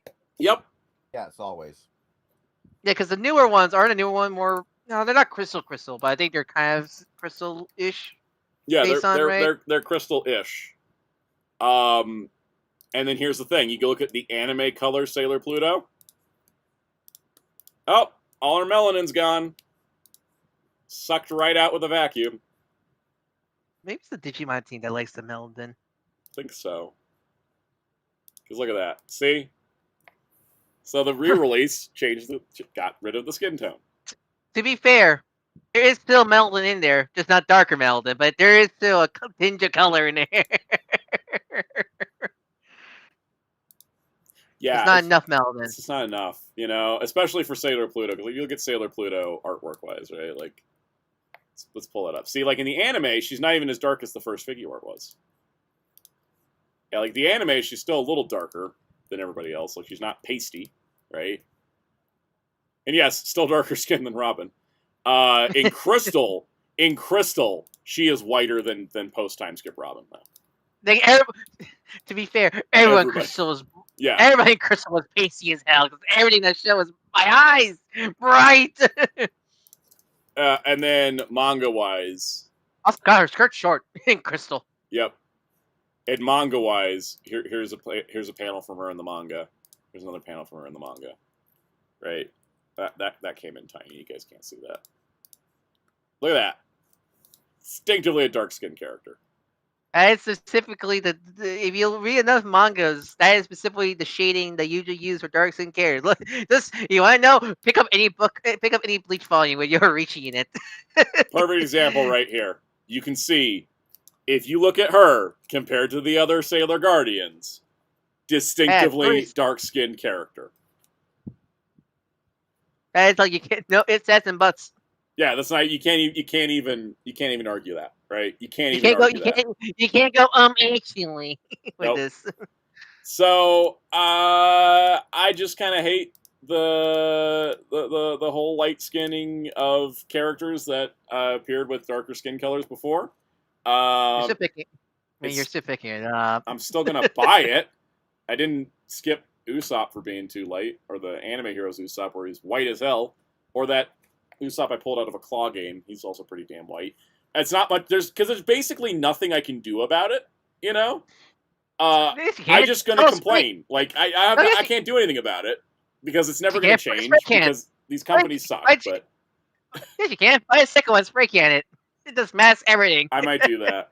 I have a One Piece coloring book, and over the summer I want to color it, and I want to make everybody tan as hell, and then just mail it to Toei. Be like, this is what everybody should look like. Thank you very much. So I could try painting it myself, but I don't trust my skill work. Yeah, because you suck. I do. I'm bad at painting. I'll say it. I have no problem saying that. Why do you think I'm here? Why do you think I'm here? Exactly. Jerry's here. So that's why I have artist friends, so I don't have to do this. And we get paid. And we get paid exposure. Yeah, because I barely make I currently still don't break even on this channel. Let me be totally real. It's funny. A friend of mine wanted me to start helping him make a YouTube channel. I said, "You really gotta hope the algorithm kisses your ass, or you're not making anything." Tell them to put anime titties in the thumbnail. Eloquent says, "Do you guys ever stop to think maybe they're just trying to give representation to pasty white boys? That's what Sanji's for." Sanji is the white dude of the cast. That's why it's funny, you think we Frankie, but he has a lot of melanin in his skin. Well, that's because Frankie's American, all right. So he's got mixed stuff. Sanji's European, so he's gonna be white as hell. Oh God, Psycho says SHF will just include a sticker sheet to make her darker, but aren't gonna tell anybody type formula. Yep. What's that Family Guy picture of the okay, not okay graph? Okay. Yeah. That's Bandai and Toei when they're looking at characters. It's funny, because if you look at the pre-time skip versus post-time skip for any character, Brooke even gets whitewashed. It's crazy. I'm going to pull up that image, actually. It's a fun one, but it's, the overall color palette of the show lightened up. But it's does feel intentional. It does feel intentional. If they make them too dark, then they won't be able to sell it to China. You're very not far off from the truth with that one. I gotta tell you, Then I win. It's One not. Piece? One Piece does air in China, but they censor the costumes. Really? They do, and it's funny because it actually legitimately some of the costumes are better than the real costumes. So, Okay, what did they censor? story. Skin? Funny What story. did they That censor? happened- The skin or what? The skin on the characters Yeah, hold or on, I'm gonna what? pull it up. That actually happened in Nikkei to 2 characters, and it's hilarious that it only happened to 2 characters where the Chinese skin actually made them cooler. It has to be. It has to be a Pacific region of China. Cause I think they're Chinese. A lot of it designs. is you gotta make like the shirts less cleavagey, and it's usually like longer skirts. On Look, I occasion. played Zenless Zone Zero. I played Zen. One thing I know Is Zenless Zone I Zero know- Hong Kong, China, or mainland China? I actually don't know. I actually don't know how to. Because Also, Hong Kong's less tricky about this. Also, I know when they were a couple of the characters in Nikkei they had to fix. They had to literally give them longer hair because I quote I shit you not. Someone said they look too much like an American lesbian. Someone said. I like was Robin looks like a the military answer. general. That was what someone actually said to shift up. Yeah. So like I actually like all these redesigns. Like I think the especially Black Maria looks better with the shirt added. And I think Robin going from a battle bikini to a tactical uniform is just funny. The Yamato one I actually not too big on. Yeah, I don't like it as much either. But the Yamato one, it looks so weird having the sleeves. Yeah, because I feel like the part of the character is strength and on a covering. That one just does not fit with the character. I feel like maybe cover the cleavage a little bit, but leave the arms out. But I do like the Black Maria one. I think that's an upgrade because I always thought with Black Maria, I'm like, that she's one's fighting, but like that thing's gonna fall off if she bounces the wrong direction. That's the point. I know, but like she's a combat situation. I think I like that. The balcony in Robin always sounds one of the most funky looking designs. Yeah. Like, of course, hookah, but also it's like really ridiculous. It's like I do find it funny that Nami did get a breast reduction as well. No, it's not just that she like they saved her back. They're like, "Girl, we're gonna help you with your back problems." Like because I think like Nami, it always weirds me. Like Nami wearing sexy outfits, that just fits with the character at this point. Robin wearing sexy outfits like that always not weirds me out, but I always raise the eyebrows. It doesn't fit with her, yeah. Like she'll do a little cleavage, but like Robin will if it's like a swimsuit, but yeah, not like the whole episode. Yeah, battle bikini look because he like because cause I think the Fishman Island one is a pretty respectable one. Like there's definitely skin showing, but it's more like a casual like lounge outfit, summer outfit, yeah, summer outfit, yeah, and stuff like that. Where that one's like that just full on battle bikini. I'm assuming that was like a special episode. That was when they were trying to infiltrate Kaido's army. Okay, that makes sense. Yeah. Anyways, whitewashing, right? So, see how Luffy's retained his color most part, but Zoro got, like, super washed out? I don't know why the top of this image won't load, but anyways. Zoro got kind of washed out. Nami gained skin color somehow, but she lost body mass. What happened to Usopp is diabolical. It's even worse with a Fro getting bigger. Like you didn't you the opposite. Sanji's about the same. Chopper got lighter too. Well, Chopper got malformed into a chibi. Yep. Robin's the most. Look at that. Look at that disparity in color there. Like it's crazy. It's crazy how different those two are, right? And then Frankie. I like how her skin tone is just I'm more peach. Now like it's not even brown, it's just peach. Yeah, but that's the thing is that like she went from like she had like the thing is like I like the visual distinction of she having a different skin tone than Nami, right? And then now they got the same skin tone. I would say Robin's an annoying character to get asked for commissions for because I always have to double check when they're going asking, okay, which skin color do you want for Robin? Yeah. It's always because I'm like, because that's the case where it's like, oh, like okay, because I want to draw, I always want to give her the Meldon, but the commissioner's like, oh, but I always have to double check. Okay, which one do you want? They say, oh, I want time skip. I want pre-time skip. It's always flip flop, flip flop, flip flop. Yep. Every time. Frankie actually didn't fare too bad, honestly. Frankie just sucks. I love Frankie. Brooke got whitewashed. Brooke got whitewashed is the craziest one of all these. Right? I love Frankie, but he isn't voiced by a certain someone. Exactly. As far as I know, the character of Frankie only exists in the voice of Patrick Seitz. Patrick Seitz. And then also Law got untanned a little bit. Shawhead and Lossy also. Look, Law's been on the crew longer than I think he hung out with them longer than Jinbei did. Jinbei's got to work himself back up. He's still part of it. There's not a Jinbei comparison, but Jinbei didn't lose any color. Jinbei went from dark blue to light blue. Actually, pre and post, pre-time skip versus post-time skip, Jinbei. I don't know if anybody has a comparison, because I think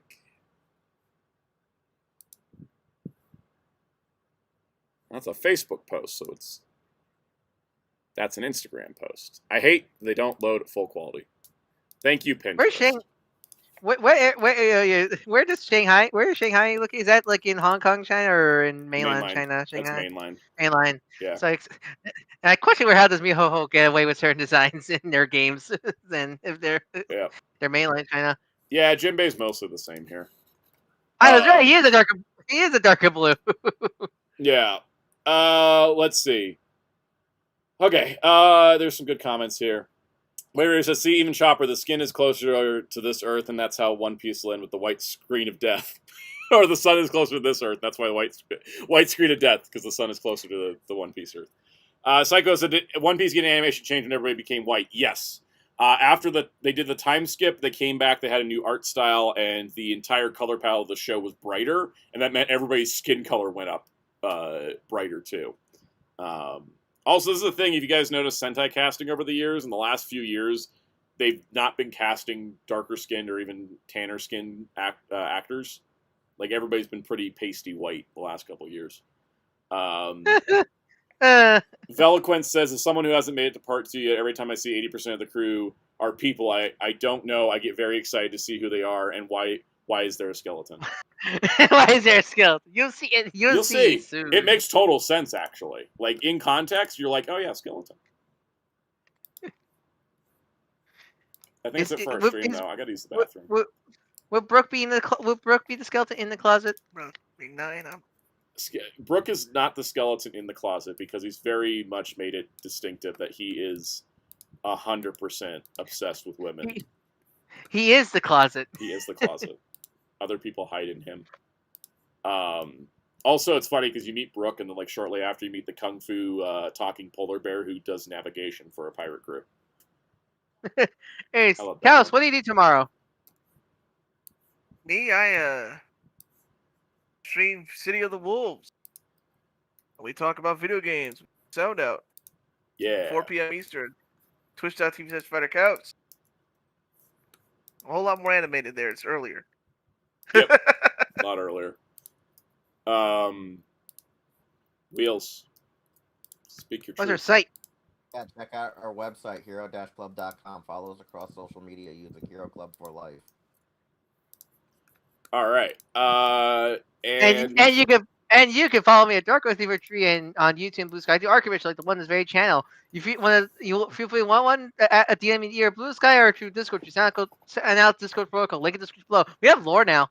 We do have a lore. We have a lot of lore in the Discord now. I did want to... A lot of clowns. Last couple comments. Alice said the top 10 for old lines continuing for DC Fightus was Green Lantern pre-Zero Hour. Excellent. Post-Crisis Green Arrow. Hell yeah. Legion Bronze Age. Please, God. We need that era filled in. More Cassandra Cain. Batgirl. Batman late 80s. Legion Baxter era. Please, God. More Batman Bronze Age and Batman Post-Crisis. I will gladly take it. For new lines, top 10 new lines, Birds of Prey, perfect. Zatanna, excellent. Nightwing, kind of weird because we got compendiums, but sure, let's do it. Booster Gold, all right. Martian Manhunter, excellent because we have no Martian Manhunter collections currently. And there's 5 left, so if you guys want to go watch that, the Nightmare Condition live stream, I'm going to go check in and see what the last 5 are. And Veloquent says, do we have any fun plans for the week or just working? I mean, I'm going to be working, but... Let's do any videos for this week. You want to tease? Discotek Blu-rays. I got my shipment in. Woo! I'll do a Blu-ray video and a comic video this week. I don't know what the comic video will be yet, but I got a couple days to figure that out. Not a short tomorrow. I ran out of ideas again. I thought you had that pile. I thought you have a pile to review. I have a pile to review, but it's just I haven't had time to work on it. Make a video at Tech. Maybe I will. I do have more Masters of the Universe Chronicles though, so they'll probably get into a short. Because I don't have Trapjaw yet. Trapjaw's showing up tomorrow, so maybe I'll do that for Thursday's short. Is do Man at Arms, Triclops, Trapjaw, Ram, Manfisto. Look at you! Look at you! Sound like a Pokemon. All right, we'll see you guys next week for another stream with less crash outs, hopefully, unless this week just really goes sideways. Then we'll find if we do get more, we will donate. People donate to Sound to get clown makeup. Also, I'm seeing Toy Story 5 this weekend. Wait, is it this week? Or I thought it was next week. It's this week. Supergirl's next week. God damn it. Yep. See you guys later.